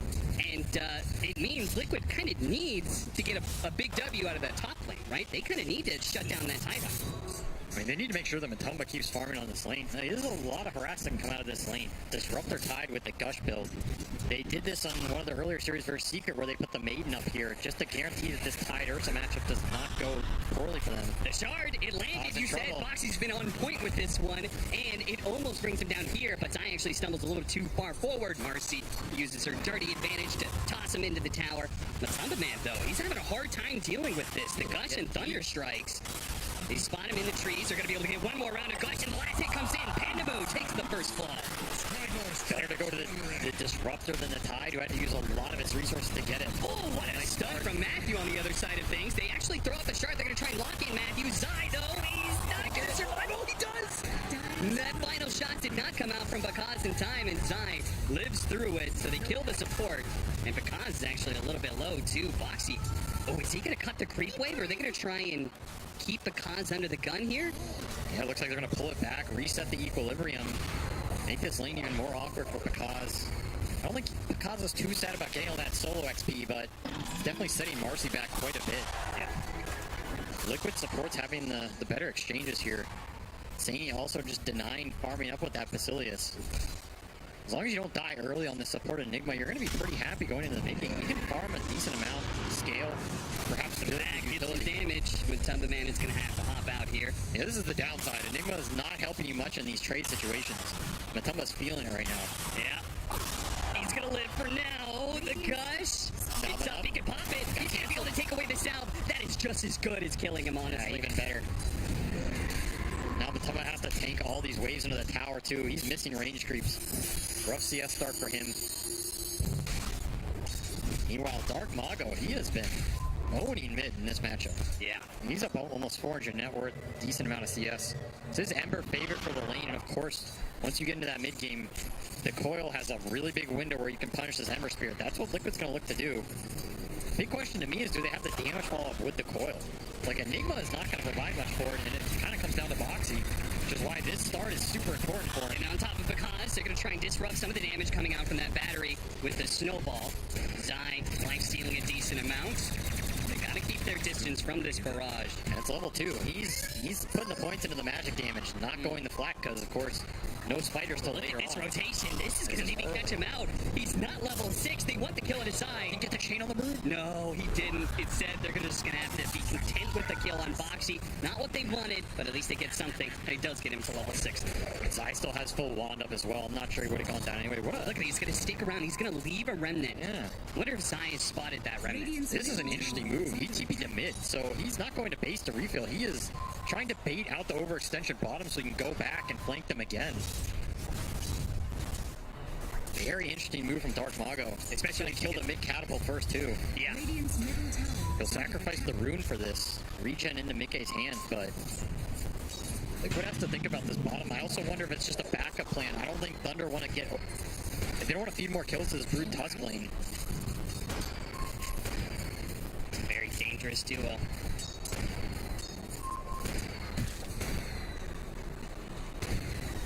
Let's check in on that top lane here. how's that Ursa doing now? Sitting at 2,100 net worth, so the Tidehunter is kept him pressured, kept pretty close.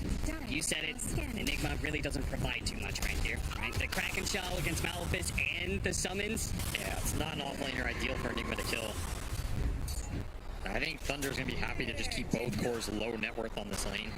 Especially if you can give extra XP to the Tidehunter, because he is getting denied a little, right? That is the power of Enigma here. Wouldn't be surprised to see Panda move think about some stacks as well. You have Tide Gyro. You gotta be thinking about these Ancients. Yeah, certainly.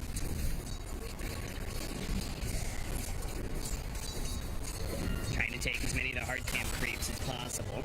OTB to bottom lane, they're going to make that move. Here comes Matthew, two-man stun, very nice. They're going to turn around and try and kill Matthew. They might be able to get him too. The snowball's actually going to go over and hit the gyrocopter on top of that. He wants the kill on Foxy, and they're going to be able to glimpse to get it here. Mickey's going to show up with a two-man coil. They might be able to kill both, but here comes the Ember Spirit. Can they finish off Bakaz in time, or is Dark Mago going to be able to shoo him away? Doesn't get the chains. Only lands on creeps there. He's going to be able to protect his gyrocopter. The all-important Bakaz carry will be safe. And you can see how much Thunder's thinking about these turnaround bottoms. They do not want to let this Brood get out of control too early. They don't want to let him abuse Bakaz, who doesn't want to have to buy too much regen. Missed the stun, but they get the slight change. With the damage and the rocket barrage, they got him. Mickey was going to be able to come back in eventually, but it's Thunder who struck first. The gyrocopter still dies, though, so a one-for-one trade-off. Lago, they have got it glimpse. No snowballs, so Boxy is going to be repositioned to a bad spot.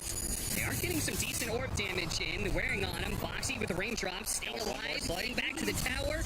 One more slice should be able to finish him off. He actually gets silenced. He's going to have to dive in. This is snowball dodge. It goes off. He goes back in, throws out the shard. Boxy will eventually die, but now Dark Mago has been put into a position where he may be chased out. His Zai's going to try and run him down. He has no more mana. Dark Mago, the orb's going to catch up to him, and he's going to fall underneath the tower. Bakaz is now here, though, and Mickey has already used his jump. He's already used his phase shift as well. An orb is coming up in a second. He's going to throw it over to the side. Phase shift out. Double kill there. Insignia now showing up with a Malphite on top of the coil. They get on top of the gyrocopter. Bakaz thought he was showing up to clean up on the team fight, but instead it's going to be Zai with the ultra kill. Liquid putting him to sleep in this bottom lane. 4 dead. Absolute beautiful skirmishing from him in the early game. Insignia turning up is just the cherry on top. Extra XP for this Enigma. You'll take it every time. Puts it into a little bit of a tower push, and of course, a lot of those teleports for Thunder are going to be on cooldown now too, so they're going to have to send Tidehunter down here just to defend this. And Bakaz is going to have to make the long walk out of base. Not ideal. Teleport for Dark Mago on cooldown for 70 as well. Liquid got everything out of that engagement they won. And even more so much space for this Ursa on top now, right? Matamba gets to catch up. He gets free solo XP because Enigma went bottom. A dream scenario in this early game for Liquid. Oh, they got to be careful here. This is Broodmother territory. You're crazy to come out here. Matthew, he's going to be chased down by the spiders, who will eventually become one. If Zai gets his way, the last web, the chase underneath the tier 2s, the armor and the regen is not enough to protect him. Mother comes indeed. Yeah. This game it's accelerating fast. Remember, this Liquid draft, it can convert on the kills very easily. But once Matamba gets lifesteal. He's routed Panda move. Matamba Man there on the side is going to be able to easily clean up. Glimpse to help Matamba farm. Yeah. This early game not going Thunder's way at all. Liquid striking back. Mega Creep comeback be damned. I'm gonna take it to you. I think this is exactly the kind of thing you need to be able to wash the taste of that loss in game 1 out of your mouth. You got to be able to take an early advantage today. Guys, we got this. They're up by 2K right now, but we still have some answers, right? Thunder, we talked about how the gyrocopter and the Tidehunter are good at being able to address the Broodmother. They're going to be able to hold this safe lane tower for a while, it looks like. Yeah, Sacred is gonna be a rock in this game. It's hard for them to run into him.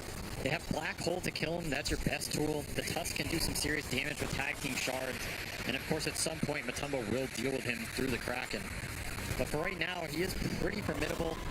Zai's just gonna trade farm with him, pull the waves, be happy getting super fat down here, which he is. Full hood coming out.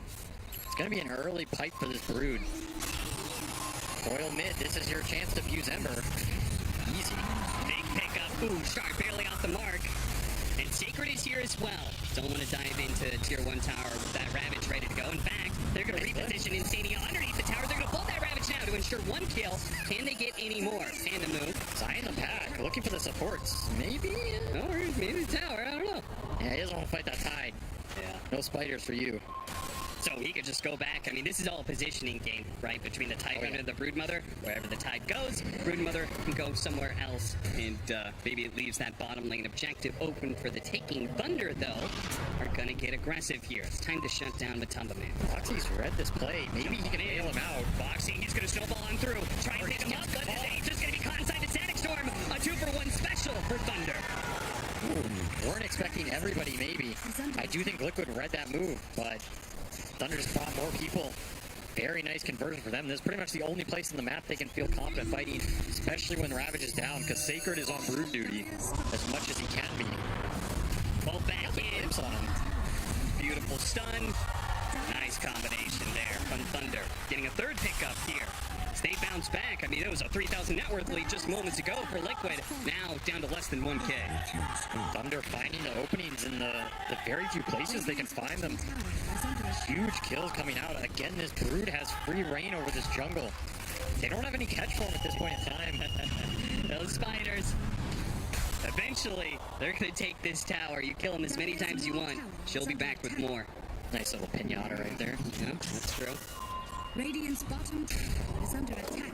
This game stabilized a lot in that last minute. I could have seen it getting out of control, but now Thunder's going to be able to defend this mid tower for a bit longer, staying on 160 HP. Zai will continue to try and send the spiders behind, backdoor it.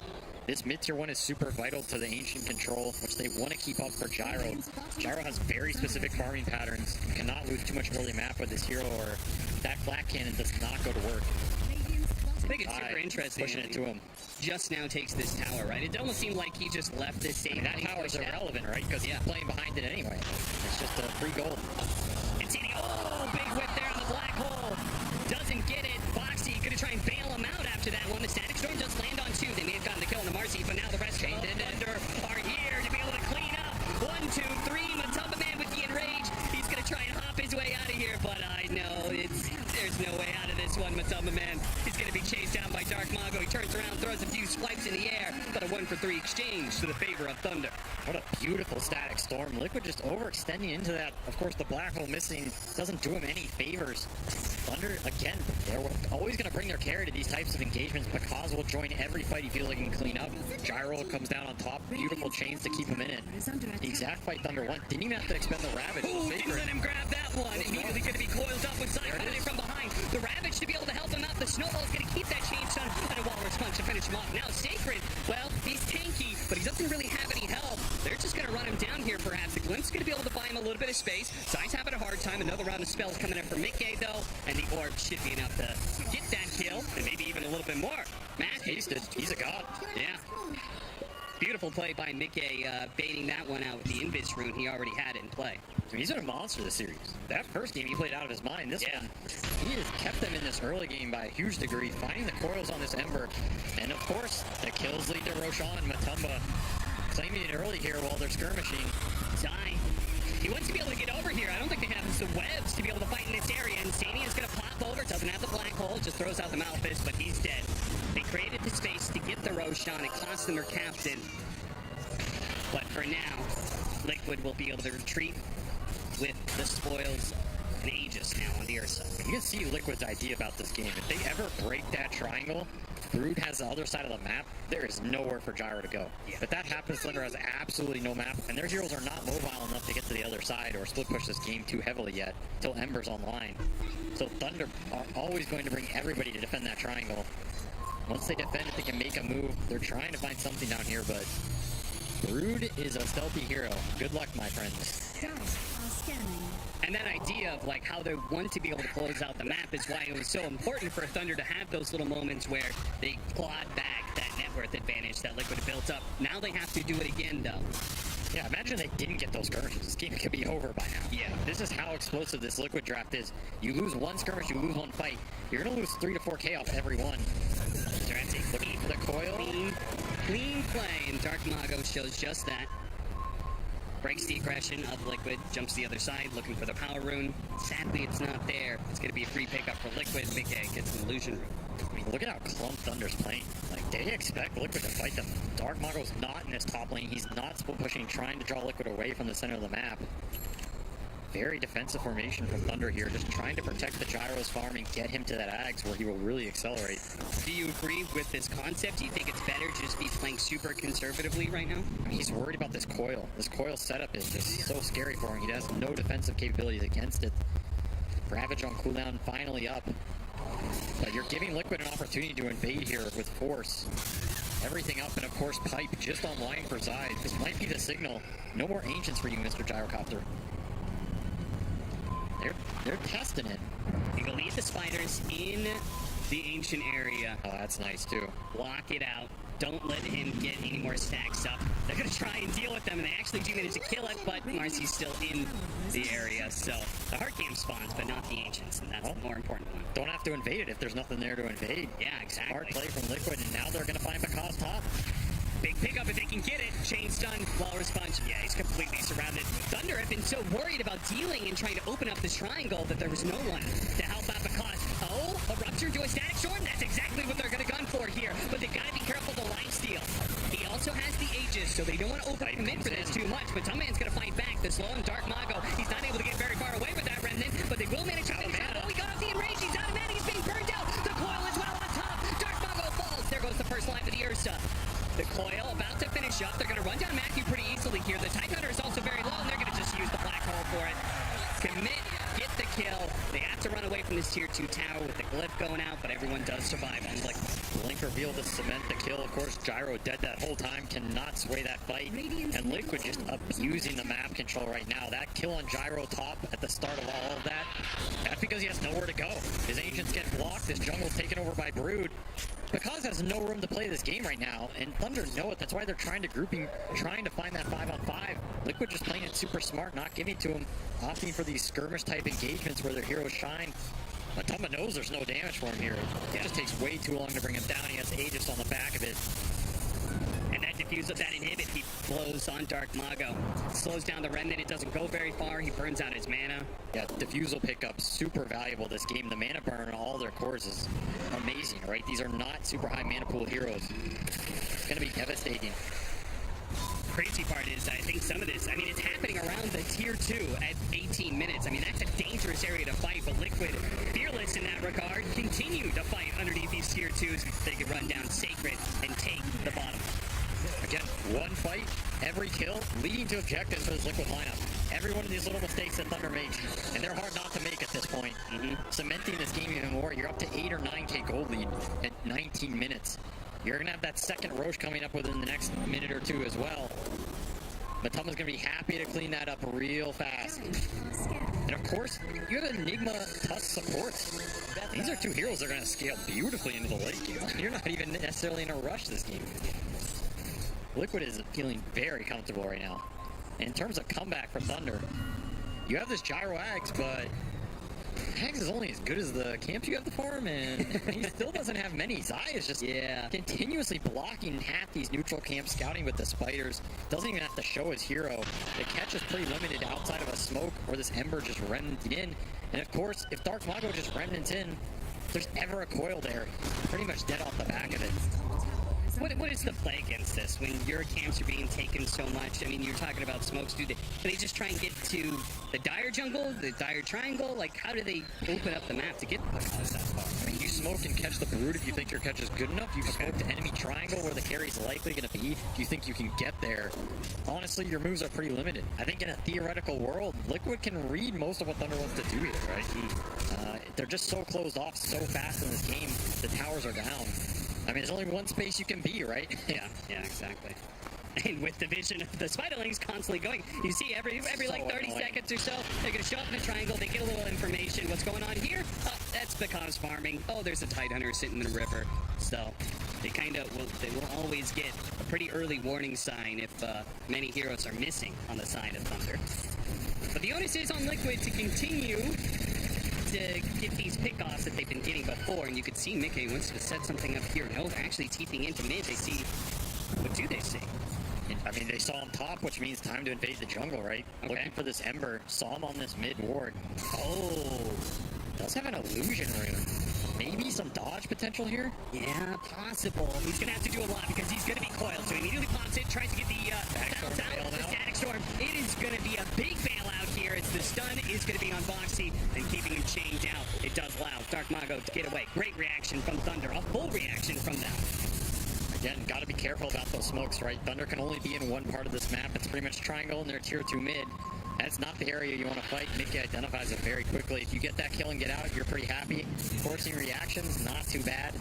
As long as you're farming elsewhere on the map. This is where Insania being top is actually very vital for Liquid right now. Because he's making sure they're continuing to extract more out of this map than Thunder, regardless of what's happening around that tier 2 mid. And he's scaling. He's pushing to BKB right now. Like, he's going to have very fast blink BKB. This is not the raid pack Enigma from offlane. This is just, I'm gonna BKB and hold you, and what's your answer? There is no answer in this game. The only answer is very late game when Gyro has bad satanic territory and you just tank it. Yeah. But you're tanking a position 5 Enigma's black hole. Yeah. It's not even that amazing here. So Insania's cruising to his timings in this game, and that just makes it harder to contest the Roshans as well. Like, if he gets to BKB before this Rosh spawns, which looks super likely, can you even take that fight if you're Thunder? And if you don't take that fight, I don't know if you're winning this game. It becomes very difficult. Yeah, it certainly sounds like no matter what's kind of happening here in these small little skirmishes, these little moves that are being countered and stuff, it feels like Thunder may win some small little battles, but they're losing the war. I mean, I think theoretically Dark Mago maybe has to just start playing more aggressive on the map, try and push these side lanes a little deeper and get away before Puck finds him, before Enigma can black hole him. So otherwise, you're just losing so much net worth here now. 11k, you've been clumped for so long, and he's not even close to BKB. Like, this Ember is basically farming nothing right now, right? Yeah. And that is a sentence as good as death.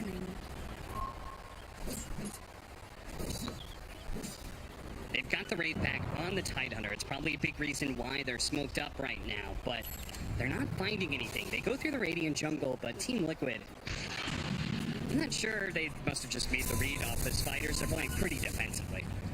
In fact, it almost looks like they're going to go for a smoke of their own, so Thunder, if they try and push into this mid-tier 1 tower, it could be a dangerous fight for them. They've got the wards on Tusk, and they've got BKB on Enigma, so uncounterable black hole here. Immediately, there goes the coil.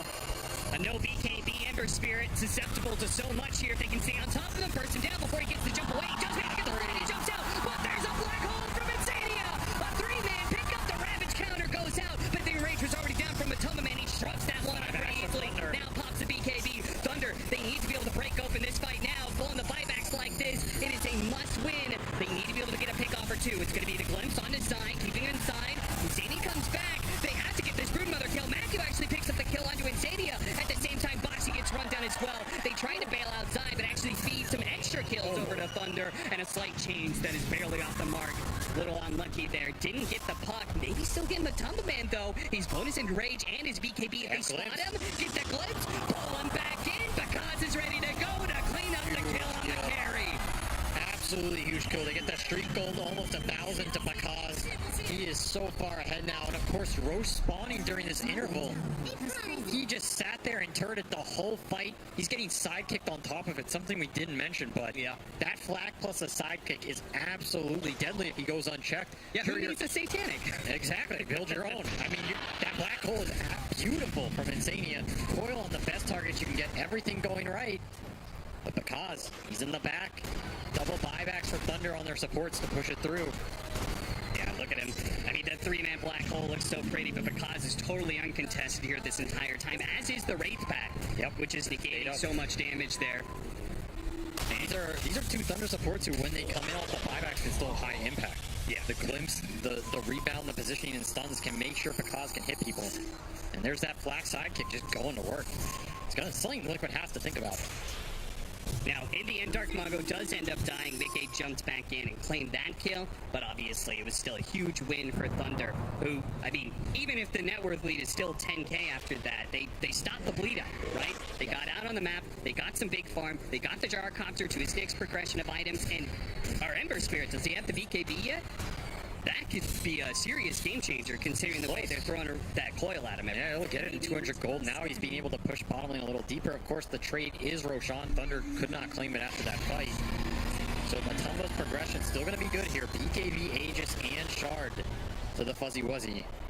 He's a lot tankier than before. But perhaps the biggest thing out of all that is Bakaz lived through that too, right? Yeah, sure, this win percentage is 20%, but this is a draft designed to function around that one hero with the flat cannon, with sidekick, going to work, dealing 90% of the damage. This game is just, if Bakaz gets checked, the team fight falls apart. If he has free reign, these fights are a little closer than the net worth shows. It's going to be the ultimate hard carry setup for the player who's probably had one of the best carry performances at this tournament and this year in general. I mean, honestly, I think you just black hole him. Yeah, I don't know if you have to feel too pressured to black hole much else in this game if you're Insania. Sure, if he's elsewhere on the map, you see the freebies, you take it. But it seems like you just black hole the gyro all in, and where's the fight after that, right? Speaking of. Well, not black holing much there. Insania, he did not expect to find the hard carry in his own triangle. This is the type of thing Thunder wants happening when they're in this position as opposed to earlier. They don't want to all just be clumped around mid. They want the Tide to be able to deal with that. They want the Ember and they want the Gyro out on the map, at least somewhere cheeky. Pushing some deep side lane, farming enemy side of the map. Now that you have BKB on this Ember, he's a lot more confident to do that. Bakaz can do it with backup all the way to Daedalus now. Gyro hits hard, man. Zai, he's been working down all of these towers. We saw early on he was working on that mid-tier 1 tower. Now he's actually trying to take that mid-tier 2 and take over more of that triangle like we've been talking about. Yep, still sending the spiders, and he's actually going Ags on Brood this game. Something we saw him do earlier today. He just prefers it. Likes the playstyle of having these snares in the back, rooting supports, rooting Ember when his BKB is down. Yeah, they're super obnoxious, man. Yeah, we actually really didn't get to see that Aghanims put into play too much in that last game. It felt like he came in at the tail end of it, but we'll definitely be able to make use of it in this game as Thunder, they're holding on for a while here, but Dark Mago gonna be jumped on here. Can he keep the chains on? He's got the illusion to be able to jump away. Nice pickup. Illusion runes save lives. It's done it once and twice now. I mean, he's lucky Skullbasher decided to save his proc for later. Yeah. He will take that RNG and walk back to his fountain with it. Thinking about who's luckier today. Seems like I. Butterfly for Bakaz, so the Tumba Man is going to eventually need that MKB. Wasn't that Team Spirit's best strategy at the last TI? Luck? Sometimes that's all you need in Dota, you know? You can draft your heart out, you can play your heart out, but throw a little luck on there. Goes a long way. Now you're a champion. 20-23, 29 minutes in, Team Liquid. They've had tight control of this game for the most part. A couple of slip-ups there, particularly that mid-fight. And it has allowed Thunder to get out on the map. They've continued their progression in farm, both for the Emperor Spirit and the Gyrocopter. Definitely the Gyrocopter is taking the majority of it, but with Dark Mago now having a BKB, he can play more aggressively out in these lanes because he doesn't have to worry about just being locked down by the coil alone. Has to be careful of that Basher, though. I think this is turning into a game where Liquid is just going to farm to their late game timing and just understand you just all in this gyro and a lot of the damage disappears. Might have to do it through buyback. But I think they're happy getting there. They have very crazy late game, right? You get to level 25 puck, all of a sudden your BKBs don't mean as much anymore. That sounds like it's a long way away, but he's level 21. He's got Octarine. He will farm the map very fast.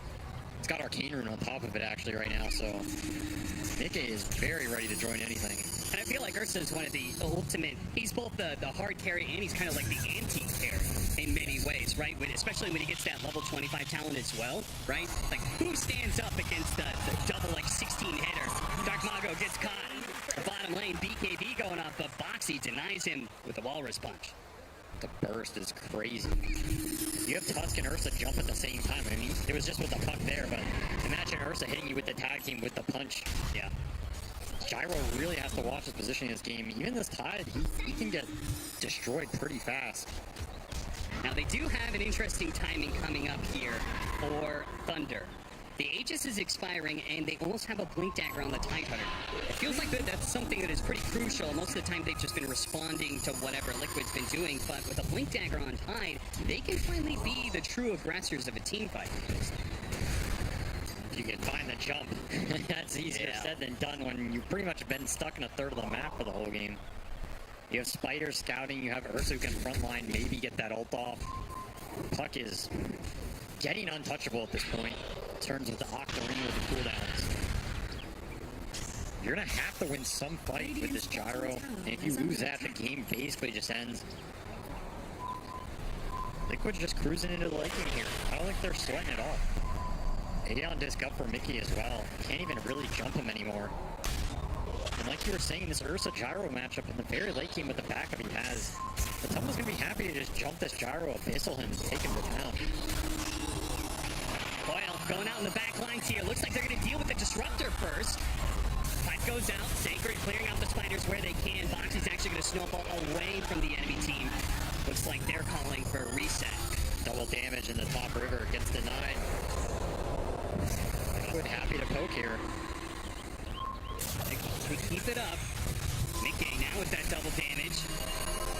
Blinks forward, getting some ideas. The spinner snare, not gonna catch anybody. Oh, that shard almost locked in Sacred. That could have been nasty. Not a lot of force stats or repositioning on Thunder's side. Oh, he's gotta be careful. That spinner snare. Oh no, the Walrus punch into the straight up physical damage to the Ursa. And BKB twice now does not save him. And now Picard steps a little bit too far forward. Oh, they caught him. The black hole pulls him back to his doom. Mickey's gonna jump forward. There's just not enough heroes alive. He's gonna try and chase him all the way back down to the mountain. There is gonna be a buyback immediately from Vago. See if they can kill this puck. It's so important. Boxy, he's trying to hang around, see if he can bail on his buddy. Mickey's gonna use the coil to ensure that Dark Mago can't pursue. He TP's out successfully. Bye-bye. Not today, Thunder. You're gonna have to be a little faster next time. Mickey just putting on a show on this backline with the puck. Late game puck pushing to that strength link. Good luck catching this man. Whereas on the flip side, Dark Mago's game is just so hard. Random spinner snares. This black hole can come out on the core and come out of him. Boxy can punch him into the nether realm. Yeah. That was his buyback as well. Oh no! And the dieback as well. Absolute disaster. Mago cannot be feeling good about that. 70 seconds down. Team Liquid, I don't think they're necessarily going to go high ground in anything. Third Roshan is coming up, but it just further cements what was seemingly already like an insurmountable lead. Now, 25k. I don't know, you're going to need, I mean, they already had one miracle in game one. You're going to need a second one if Thunder wants to close this out 2-0. Radiant's top tower is under That was a miracle win. I don't know what this one would be. I don't think there is a term that applies to it. This game is pretty solidified for Liquid right now. You wait for the next Roshan, you get Aegis on Ursa, and you take the jump fight into the base. As long as you check Gyro in the fight, there's not a lot of turnaround damage that comes out at this point. Now, you talk about luck. It's a fast Roshan, too, so Team Liquid, they have any vision inside the pit, which they've got spiders and stuff. You should know about it pretty quickly. I mean, you can't even get there, these spinner snares. Slowing Bakaz down. That's true. They tell the Bakaz. BKB goes off, the bash is so the shard is blocking him in. He needs some help. The life seal isn't keeping him alive well enough. But Dominant's eating through it now. The black hole goes down, but he cancels. He stops it. Insania walks away. Bakaz will similarly limp on outside. Looks to chase him down, but he couldn't quite finish him off with the nukes. And it's Matama Man who always dies. The enrage goes up. Dark Mago, he needs this kill. The flank away from Matama Man. He's just outside of the slide. Won't be able to catch him there. Mago, now with a BKB on cooldown, is in some trouble here. He knocks his way back. Slighted Fish trying to dodge his spells, but here comes Matama Man. He's back into play. Mickey on the front lines as well. Spinner snare after spinner snare. Matama Man now pouncing in, life stealing up a little bit more. There it goes. Double kill, running him down underneath the tier 3 because he needs some help. The buyback for Anamu will not be able to help him. The help is game 3, I believe. Puck pushing level 25 now. No, Pandaboo. Leave him alone. He's just support 5 position. He gets knocked out. What a recovery here from Liquid, man. After that game 1. GG, that's it. Thunder tap out. They say, we'll give this one to you, Liquid. We'll see you on the battlefield for game 3. What a game 3 it's going to be. That was just the complete turnaround. Everything that game was in terms of closeness, this was not. That was Liquid domination from minute 5 onwards. They closed the map out. Brood strategy executed to perfection.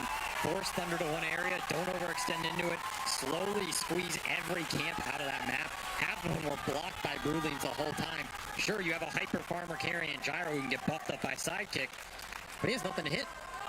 All that firepower, no targets. Good luck. Liquid, step 2. Well, maybe just step 1. Bouncing back from that mega creep game. They got the mental resiliency to be able to get a game 2 and tie it out. But can they finish out this series? We'll have to wait and see. It's Thunder versus Liquid. We'll continue to game 3 after this. Team Liquid tie it up 1-1. Thunder Awaken will now need their speech to go into the next game, from this match. This is kind of what we expect at the International, I guess. It's, nothing less than this. We've had, megas to some, a reverse mega win. Now we've got it pushing to game 3. Liquid fans on their seat, the whole of South America on their seat, on the edge of their seat, But what do you make of the match? This match is what we needed. Like, we needed the game 3, we needed Liquid to come back, and we needed a draft such as this one. We needed Zai on that broad. We needed him to just show off, to just send the spiders constantly across the map, to be blocking the Ancients, to be preventing the Gyro from actually ever being a true threat. I was worried for them a little bit. At times, Liquid seemed like they just didn't have enough firepower. Like, they didn't have enough items to actually match up. In the damage department, at least. And it felt like this entire time, like, Mickey just popping up on this puck. Because every single time on the sidelines, at least, he's there, kiting in and out of the fight, punishing Thunder Awaken, not having, like, a super clean full lockdown. And in doing so, it baited them to, like, TP into mass engagements, come into these vulnerable positions, and then you had, like, the Ultra kill on the Brood on the bot lane. You've got, like, the Black Holes from Insane. Like, the fact that Boxy on his task, he had the most kills on his team, just because of how scrappy this game got and the speed in which Liquid ran around and just had picked apart. But yeah, the fact that you mentioned the Zai Brood Mother, the most annoying Brood I've seen throughout this entire TI. Just consistently blocking. I'm actually agitated just watching that game. I'm scared to go back to play pubs to watch new Brood players just consistently do it as well. Zai was so good. As soon as they picked that in the draft, it fell over for me because Thunder Awaken was suddenly just scrambling around trying to patch holes in their draft because is their star player. You can't put it any other way. This guy is consistently such an amazing carry. His ability to poke and prod in and out, carry these games. You're picking his hero so early, and it's not a meta carry. It's not something super OP, right? You picked it for one purpose, and that purpose is taken away by this role swap. And I think that you drafting like that, it's risky, it's scary, and it didn't pay off here. It kind of did look all right to me at the beginning. Looking at the draft, okay, you have this Tide Hunter, he will be able to defend all the time, but the problem is also the itemization. You go like 2 bracers into a Braid Band on the Tide Hunter. The only person on their whole lineup that could initiate was the Ember. Meanwhile, on the side of Liquid, you have Insania with the Blink Dagger, you have Tusk, Boxy with the Blink Dagger as well. You're just waiting on your side for things to happen if you're Thunder Awaken. Yeah, and I like the fact the Insania went straight for the BKB after the Blink. Didn't need the Wraith Pack, which we saw earlier in other games. Of course, he was playing in position 5.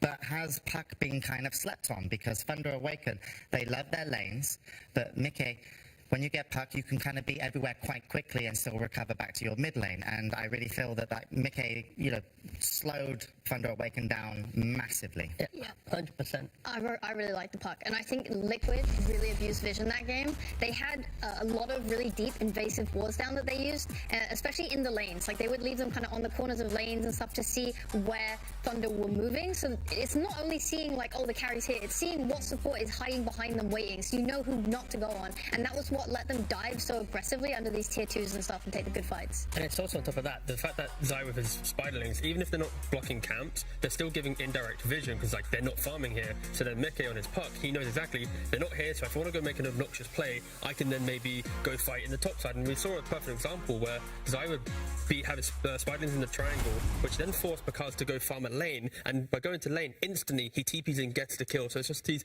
beautiful movements between cores indirectly just unlock Liquid to play a beautiful game too. It was sometimes direct vision as well, right? The spiders just following everyone about. You can't shake them off. You can't kill them fast enough for them to not give vision. Meanwhile, Puck, he was uncontested. Ember was going for an orchid. Like, they needed extra lockdown. Well, Team Liquid's players certainly played well, but that's not really the storyline that most of us care about, because Blitz gave us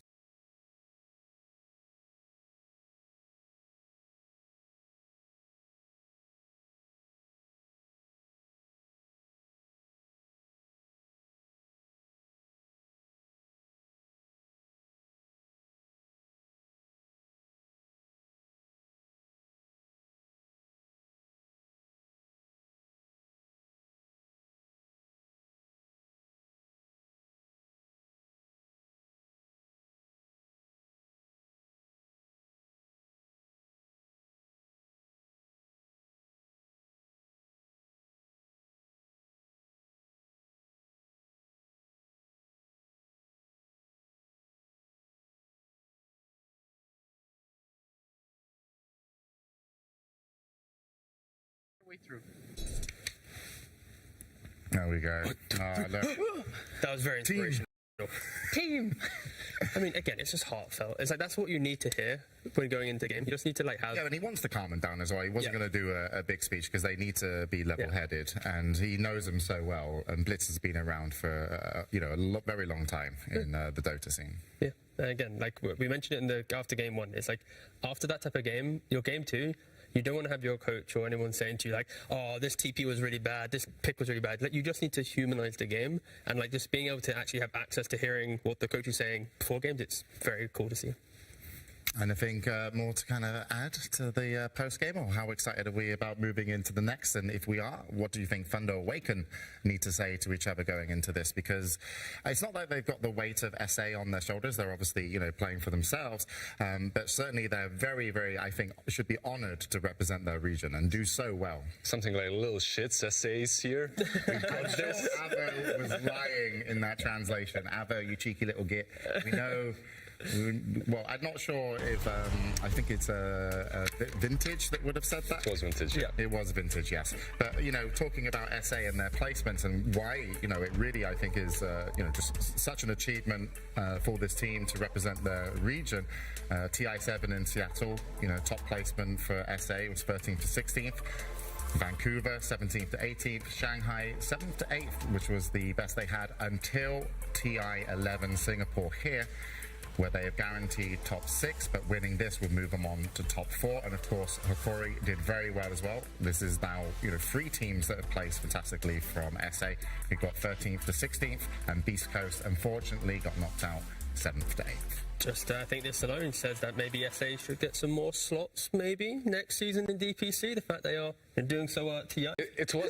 It wasn't easy, though. They picked the Tidehunter for the Broodmother. It made sense. Then it got countered a little bit by the Ursa. He could never actually be that wall, that front line in front of towers, because Ursa would just get there and just smash right through him. To be fair, though, his lane was quite good. Their laning setup was perfect. Actually got the kill on to Matu on Ursa. Yes, sorry, T. No, you're right though, because they put the disruptor there, they actually had an advantageous lane. Because they swap up the lanes and put Marcy bottom, it works well. The issue is when they rotate bottom, if they don't give away this ultra kill to Brood, the game is probably completely different dynamic. But because they lose that one little clutch mini engagement, the rest of the script, the game fell Liquid's way. So I think you could probably boil down Thunder Awaken losing this game so easily to that fight. Shippo, do you feel comfortable when your Tidehunter has 2 bracers and a Ghost Scepter? No. It doesn't strike with confidence, right?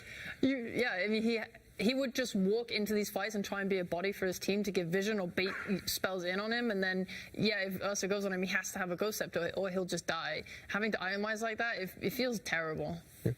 And Dark Mago on the Ember that game, we saw a lot of movement from Mickey on his puck. Did we see, enough from Dark Mago?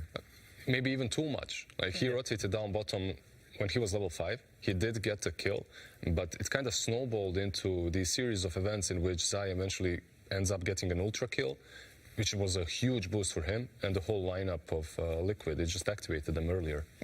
He dropped way down in net worth. It was, it was too much. I think they have some pretty obvious issues, which maybe gives you confidence going into Game 3 because it's easy stuff to fix, honestly. And also Matu on the carry. The players, I do believe, will be joining us on stage in roughly 30 seconds, so we'll be going into the next game. We're very ready for this as well. It's been a lot of emotions today, guys, I feel. It's just the fact that this series, for example, like this, we're going into a single game now. Do you want SA to be able to continue their run? Do you want them to be in top 4? I think most fans would love to. But then, unfortunately, Liquid, they got this Matu retirement situation. So it's like, do you want SA to do really well? Yes. Do you want Matu to not have to retire and stop playing Dota? Split the time. No. Like, can we split the timeline right now? Can we have 2 alternate realities, please? Because I can't pick one. I want more. Well, we get more. We don't know which way the storyline's going to go, but it's going to be one game that decides it. Matu here, coming out onto stage, ready to sit down for Team Liquid. And I've got to highlight Matu. We've talked about a lot of his teammates and how well they've kind of, played, or at least how their heroes have been instrumental to the momentum of the game. But Matu, he's been playing what I feel like is just such minimal mistakes. He's played so well on so many of his scores. it's just impressive. Just very stable. In game 1 and in game 2, he was on point with his